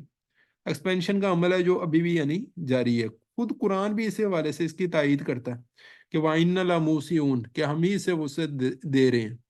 تو یہ یعنی کہ ہمیں قرآن بھی اس کی تائید کرتا نظر آتا ہے۔ وہ ہماری کروڈ انڈرسٹینڈنگ ہوتی ہے کہ ہم سمجھتے ہیں جیسے فوراً ہی سارا کچھ حادثاتی طور پہ ہو گیا، حالانکہ اللہ تعالیٰ نے ہر چیز کو اسی طرح عموماً تخلیق کیا ہے کہ وہ ایک سٹارٹنگ کوئی ایک جسے کہیں نقطے سے شروع ہوا ہے، نتھنگ سے سم تھنگ ہوا ہے، اور سم تھنگ سے پھر وہ فلورش کی اور آہستہ آہستہ وہ ایوالو ہوتا ہے۔ جس طرح انبیاء علیہ السلام کے اندر ایک ایوولوشن ہمیں نظر آتا ہے کہ نیچے آدم علیہ السلام سے لے کے محمد رسول اللہ صلی اللہ علیہ وسلم تک جا کے وہ دین بھی کامل ہوا ہے، تو دین کے اندر بھی وہ ایوولوشن ہے۔ وہ ایوولوشن خود ہمارے اندر بھی ہم دیکھیں گے، ہم ایک نطفے تھے ایک وقت میں، آج ہم کیا ہیں؟ ایک انسان ہے ٹھیک ٹھاک جوان ہے، یعنی عقل وغیرہ ہم لوگوں کو حاصل ہے، بچوں میں نہیں ہوتی۔ تو ایج کے اندر بھی ایوولوشن ہوتا ہے، دنیا کی کریشن میں بھی ایوولوشن ہوا ہے، انسانوں کی تخلیق میں بھی ایوولوشن ہوا ہے۔ تو انسانوں میں اسی طرح شعور کے حوالے سے بھی ایک ایوولوشن ہوتا ہے۔ تو یہ اس حوالے سے یعنی ایک بات ہے۔ تو بس یہ ایک بات سارے ذہن میں رہے، ڈاروینین ایوولوشن اور چیز ہے، ایوولوشن اور چیز ہے۔ ٹھیک ہے، یہ ایک فرق انسان کے ذہن میں ہے۔ بہت سے مسلمانوں کو میں نے دیکھا ہے وہ اسی کے اوپر لڑتے رہتے ہیں کہ بھائی ایوولوشن ہوا ہی نہیں ہے۔ تو ایوولوشن ہے، بس ہمیں نہیں اس کی سمجھ کے ایوولوشن کیسے ہوا۔ ٹھیک ہے، ڈاروین کا ایوولوشن غلط ہے جو وہ کہتا ہے کہ جانور تھا تو جانور سے انسان بھی اس طرح بن گیا، تو وہ ایک علیحدہ بحث ہے۔ ٹھیک ہے جی، تو پھر ہمیں کیسے پتہ چلے گا کہ ایوولوشن کون سا والا صحیح ہے؟ جس پہ سارے حقائق صحیح فٹ ہوں گے۔ ڈاروینین ایوولوشن کو تو خود ویسٹ نے بھی رد کیا نا، جی اس پہ وہ تو کیسر رد ہو احمد گیا، رجا صاحب کا بھی آپ دیکھیں گے تو اسے بھی پتہ لگے گا کہ اس کو رد کیا ہے، یعنی وہ پوری اس کی جتنے بھی وہ ہے نا پورے حقائق کے اوپر وہ چیز پوری فٹ نہیں ہوتی اس کا ایوولوشن۔ ہمارا ایوولوشن کہاں سے شروع ہوا ہے وہ پوچھ رہی ہوں۔ ہمارا ایوولوشن کہاں سے شروع ہوا؟ یہ تو اب جی میرے اپنے علم میں بھی نہیں ہے، لیکن ہاں، کہا جاتا ہے اس حوالے سے جو باتیں کچھ یعنی سمجھی ہیں وہ یہ ہے کہ ہومو سیپینز ہم سے پہلے موجود تھے۔ ٹھیک ہے. تو ہومو سیپینس کے اندر اللہ تعالیٰ نے وَنَفَخْتُ فِيهِ مِن روح، ان میں سے کسی ایک کو اللہ تعالیٰ نے چنا ہے غالباً، اور اس کے اندر روح پھونکی ہے، اور آدم علیہ السلام کا وجود ہوا ہے اس کے ذریعے سے. تو انسان کا جو بطور مٹی کا ایک پتلا کہہ لیں، مٹی والا انسان، وہ ایک وقت میں جو ہے نا، یعنی انسان گویا، اب یہ تھوڑا سا کافی ایک ڈیبیٹ نہ کھل جائے اس پہ، کہ اس کو تھوڑا سا بس میری انڈرسٹینڈنگ سمجھ لیں. تو یہ ہو سکتی ہے کہ جو میں سمجھتا ہوں کہ ہومو سیپینس کا ایک تصور ہے کہ انسانوں ہی کی طرح کچھ انسان جو ہیں وہ ایگزسٹ کرتے تھے. ٹھیک ہے، آہستہ آہستہ وہ بنے، کس طرح بنے یہ اب اللہ تعالیٰ بہتر جانتا ہے. لیکن ہومو سیپینس میں سے ایک ہومو سیپین کو اللہ تعالیٰ نے منتخب کیا، اور اس کے اندر اب وَنَفَخْتُ فِيهِ مِن روح، اس کے اندر روح کو اللہ تعالیٰ نے انجیکٹ کیا، روح پھونکی ہے اس کے اندر. روح پھونکنے کے بعد وہ آدم علیہ السلام کا، یعنی کہ وہ ہے آدم علیہ السلام کی اصل میں جسے کہیں مکمل ہونا. ٹھیک ہے، حیوان انسان سے صحیح انسان، مکمل انسان بننا. تو اسی کو اگر دیکھیں گے نا، یہ حیوان انسان کا تصور آج بھی موجود ہے، کہ جینٹائلز کا تصور جو ان کے ہاں ملتا ہے نا، یہودیوں کے ہاں، تو اصل میں اس سے کچھ ریلیٹڈ ہی ہے. یعنی انسان جو اصلاً حیوان ہے، روح اس کے اندر موجود نہیں ہے، تو انسان نما حیوان. تو وہ باقی دنیا کو وہ غلط، یعنی کہ وہ تصور کرتے ہیں کہ باقی دنیا اصل میں ایسی ہے. تمام انسان ہی جو ہیں وہ یہودیوں کے علاوہ جینٹائلز، وہ بیان کرتے ہیں کہ یہ جانور ہیں، اصل میں دکھ انسان رہے ہیں، وہ ایسا سمجھتے ہیں ہمارے حوالے سے. تو بہرحال اس میں کوئی ایسا نہیں ہے کہ وہ بالکل کچھ غلط بات ہے، اس میں کچھ حقیقت تھوڑی بہت ہے، بس ان کا تصور غلط ہے کہ وہ اپنے آپ کو ان سے ماورا قرار دے سمجھتے ہیں، اور باقیوں کے حوالے سے وہ سمجھتے ہیں کہ باقی سارے جو ہے وہ حیوان ہوا انسان ہے. لیکن یہ تصور کچھ حد تک ظاہر ہے جنٹائل کا ایک تصور پہلے شروع میں ایسا ہی ہوا ہوگا کہ حیوان انسان پہلے بنا ہے، اور بعد میں اس میں اندر روح پھونکی گئی ہے. اسی لیے وہ جو زمین پر پھیلا ہوا تھا وہ فساد تھا. ہاں، اب اس کو اللہ عالم اس کے والے تھے. جنات کا بھی کہا جاتا ہے نا کہ جنات بھی ادھر موجود تھے، تو انہوں نے بہت زیادہ فساد کو برپا کر رکھا تھا، جس کا وہ فرشتوں نے ذکر کیا کہ بھائی جسے اختیار دیا جاتا ہے تو اس کے نتیجے میں فساد ہی برپا ہوتا ہے. تو فرشتوں نے اس وجہ سے اعتراض کر دیا. تو یہ کچھ بات یعنی سمجھ آتی ہے. بہرحال اللہ تعالیٰ کی جو کریشن کا کلائمیکس ہے وہ انسان ہے. اس کے حوالے سے ایک شعر بھی مشہور، یعنی وہ ہے بے دل کا غالباً شعر ہے کہ ہر دو عالم خاک شد تا بستے نقش آدمی، اے بہار نیستی از قدر خود ہوشیار باش. یعنی ہر دو عالم خاک شد، دو عالم خاک بنتے ہیں. یعنی دو عالم کون سے؟ ایک خلق کا عالم خلق کہہ لیں، ایک عالم عمر کہہ لیں، ایک روح کا عالم کہہ لیں، یا ایک یہ زمین کا عالم کہہ لیں. ٹھیک ہے، ہر دو عالم خاک شد. تو یہ دو عالم اکٹھے ہوئے ہیں، ایک مٹی کا کہہ لیں، ایک اس کے اندر وہ جو فرشتے کا ایک نوری یعنی ایلیمنٹ ہے. یہ دو ایلیمنٹ اکٹھے ہوئے ہیں تا بستے نقش آدمی. تو آدمی کا جو نقش ہے وہ وجود میں آیا، آدمی وجود میں آیا. اے پہاڑے نیستی، یعنی اے وہ جو یعنی نیستی کی بہار ہے. نیستی کہتے ہیں نتھنگنیس، نان ایگزسٹنس. تو اس کی تو بہار انسان ہے. ٹھیک ہے، وہ اسے قرار دیتے ہیں اے بہار نیستی از قدر خود ہوشیار باش، کہ اپنی حقیقت سے تم جو ہے اس کا ادراک کر لو، اپنی قدر کا احساس کر لو. انسان سب سے اونچی مخلوق ہے تمام کریشن کے اندر. اللہ تعالیٰ کی کریشن کا کلائمیکس ہے انسان. تو ویسے احمد بھائی، مطلب یہ تھوڑا سا جیسے آپ نے جو ایولیوشن کا بتایا ہے، تو یہ ذرا ڈارونین ٹائپ کی لگ رہی ہے، کیونکہ اس میں ہائرارکی کا کانسیپٹ اسی میں ہے یہ نا، لگ اسکیل آف رہی ہے، ایولیوشن. یہ اب اس کے حوالے سے جو میں نے باتیں اب جیسے سمجھی ہیں وہ تو میں نے جی سمجھی ہیں زیادہ تر ڈاکٹر اسرار احمد رحمہ اللہ سے. مجھے تو اس پہ ویسے کافی حد تک وہ باتیں حقائق کے اوپر مبنی لگتی ہیں. ڈاروینین ایولیوشن، ایک ڈاروینین ایولیوشن کیا ہے؟ ایولیوشن کا ایک میکانزم بیان کی ہے اس نے کہ ایولیوشن کا میکانزم کیا تھا. یہ جو ایولیوشن کا نظریہ ہے نا، یہ نظریہ مسلمان فلسفیوں کے ہاں بھی آپ کو ملے گا. غالباً یہ توسی ایک وہ تھا، میرے ذہن سے اس کا نام نکل رہا ہے، نصیر الدین توسی. نصیر الدین توسی کے ہاں یہ تصور آپ کو مل جائے گا ایولیوشن کا.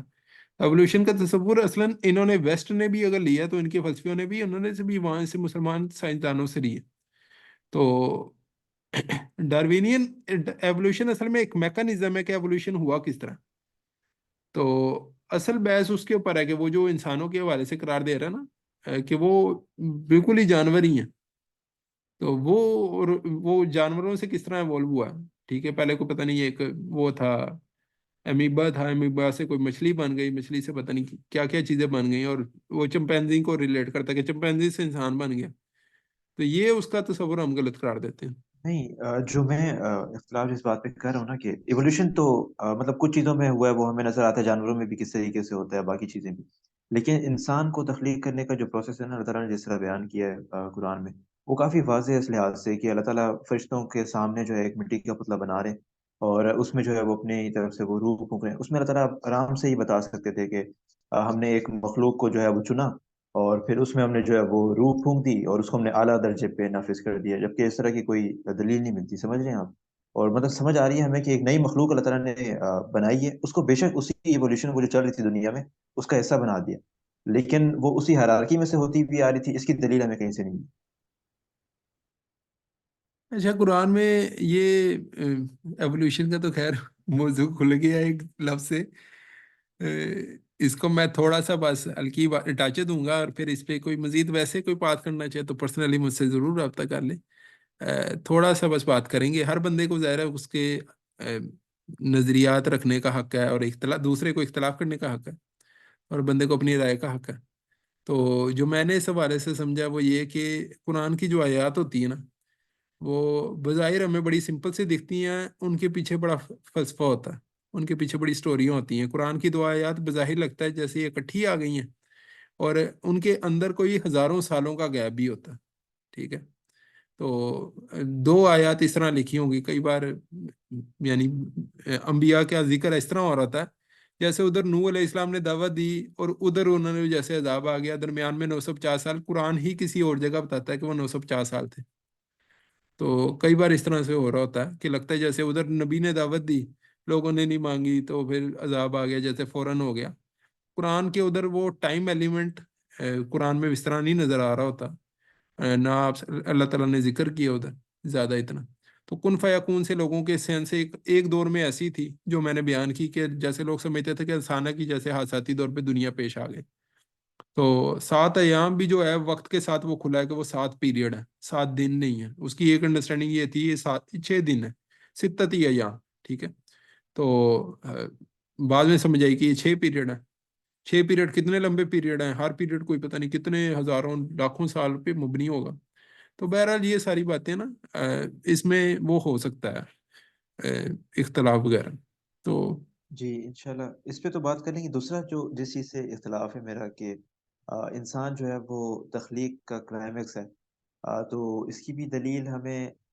مطلب ایک جگہ اللہ تعالیٰ نے جیسے سائر بھی اس کی اکثر دلیل دیتے ہیں کہ اللہ تعالیٰ نے فرمایا کہ ہم نے اکثر مخلوقات پہ تمہیں جو ہے وہ فضیلت بخشی ہے۔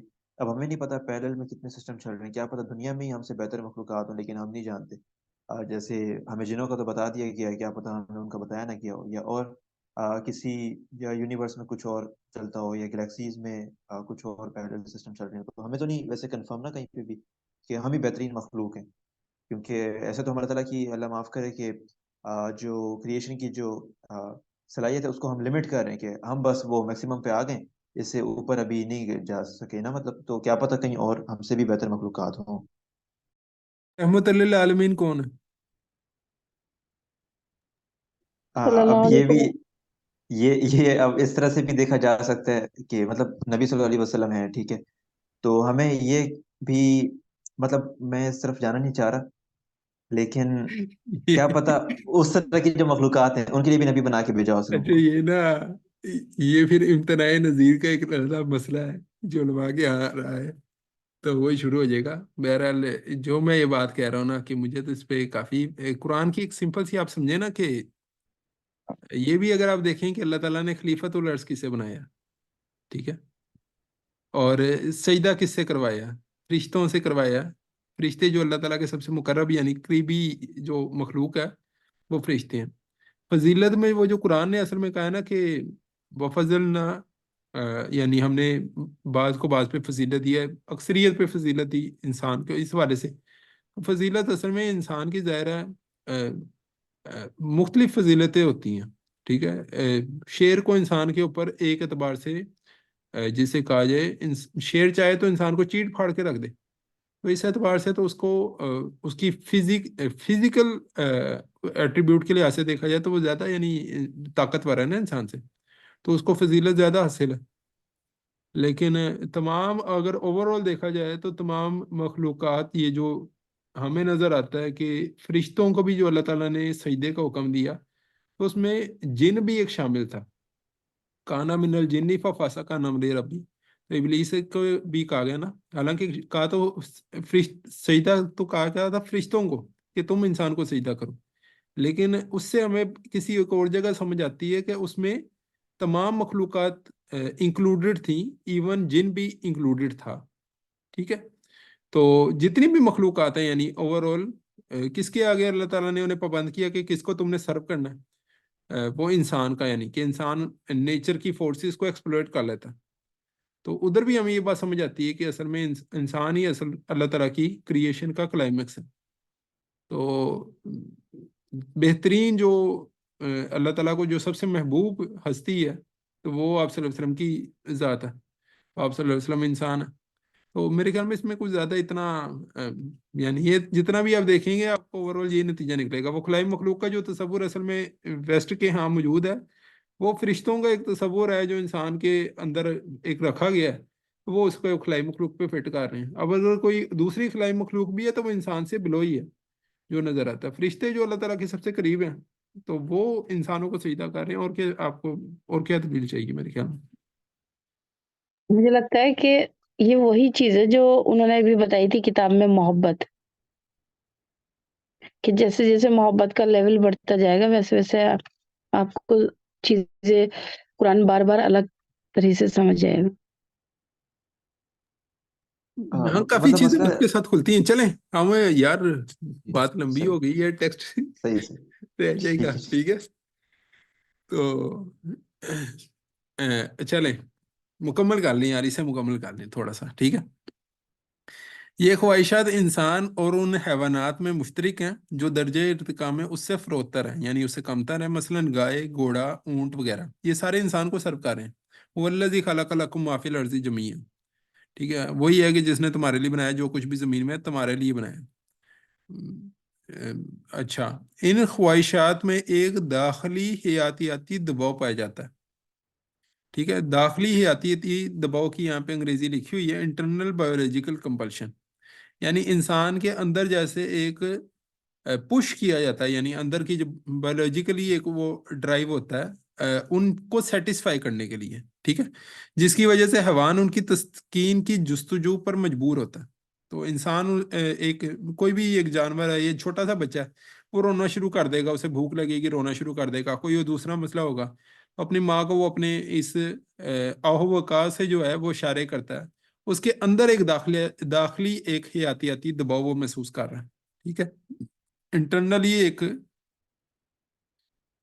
अच्छा एक पता नहीं ये आया नीड टू ड्रॉप है, ये पता नहीं, अच्छा पता नहीं ये चैट के अंदर मैसेज था। खैर चलें। जी भाई, बोल रहा हूँ कि मुझे ड्रॉप करना है, इसलिए माजरत चाहते हैं। अच्छा, इंशाल्लाह फिर जा रहे हैं आप?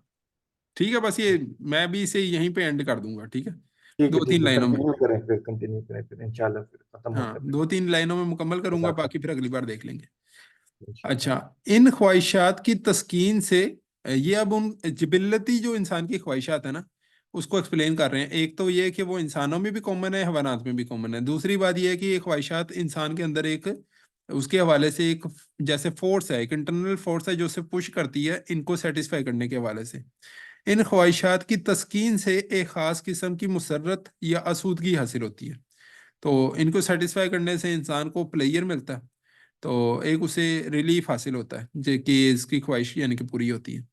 इनकी तस्कीन हैवान को इस काबिल बनाती है कि वो अपनी सेहत और अपनी जिस्मानी नशोनुमा को बरकरार और अपनी जिंदगी और नस्ल को महफूज रख सके।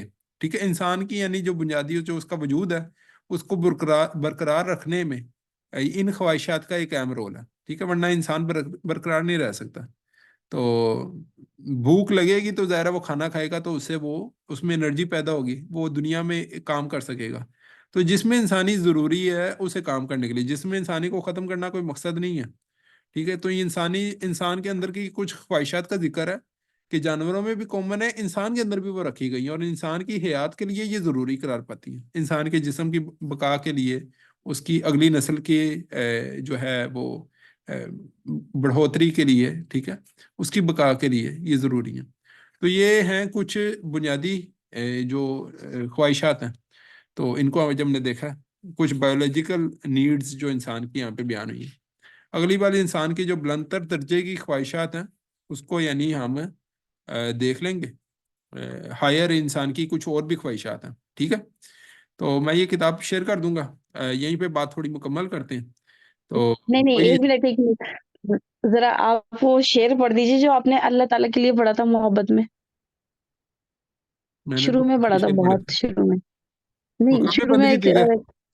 تلاش تلاش کچھ ایسے ہی کر کے پڑھا تھا۔ اچھا اچھا، ہاں وہ شعر ہے کہ جو ہے، مجھ کو ہے تیری جستجو، مجھ کو تیری تلاش ہے، خالق ایک میرے سیکنڈ ایک کہاں ہے سیکنڈ تو مجھ کو تیری تلاش ہے، ٹھیک ایک ہے۔ سیکنڈ ایک سیکنڈ، مجھ کو ہے تیری، مجھ کو تیری تلاش، مجھ کو ہے تیری جستجو، جی مجھ کو تیری تلاش ہے،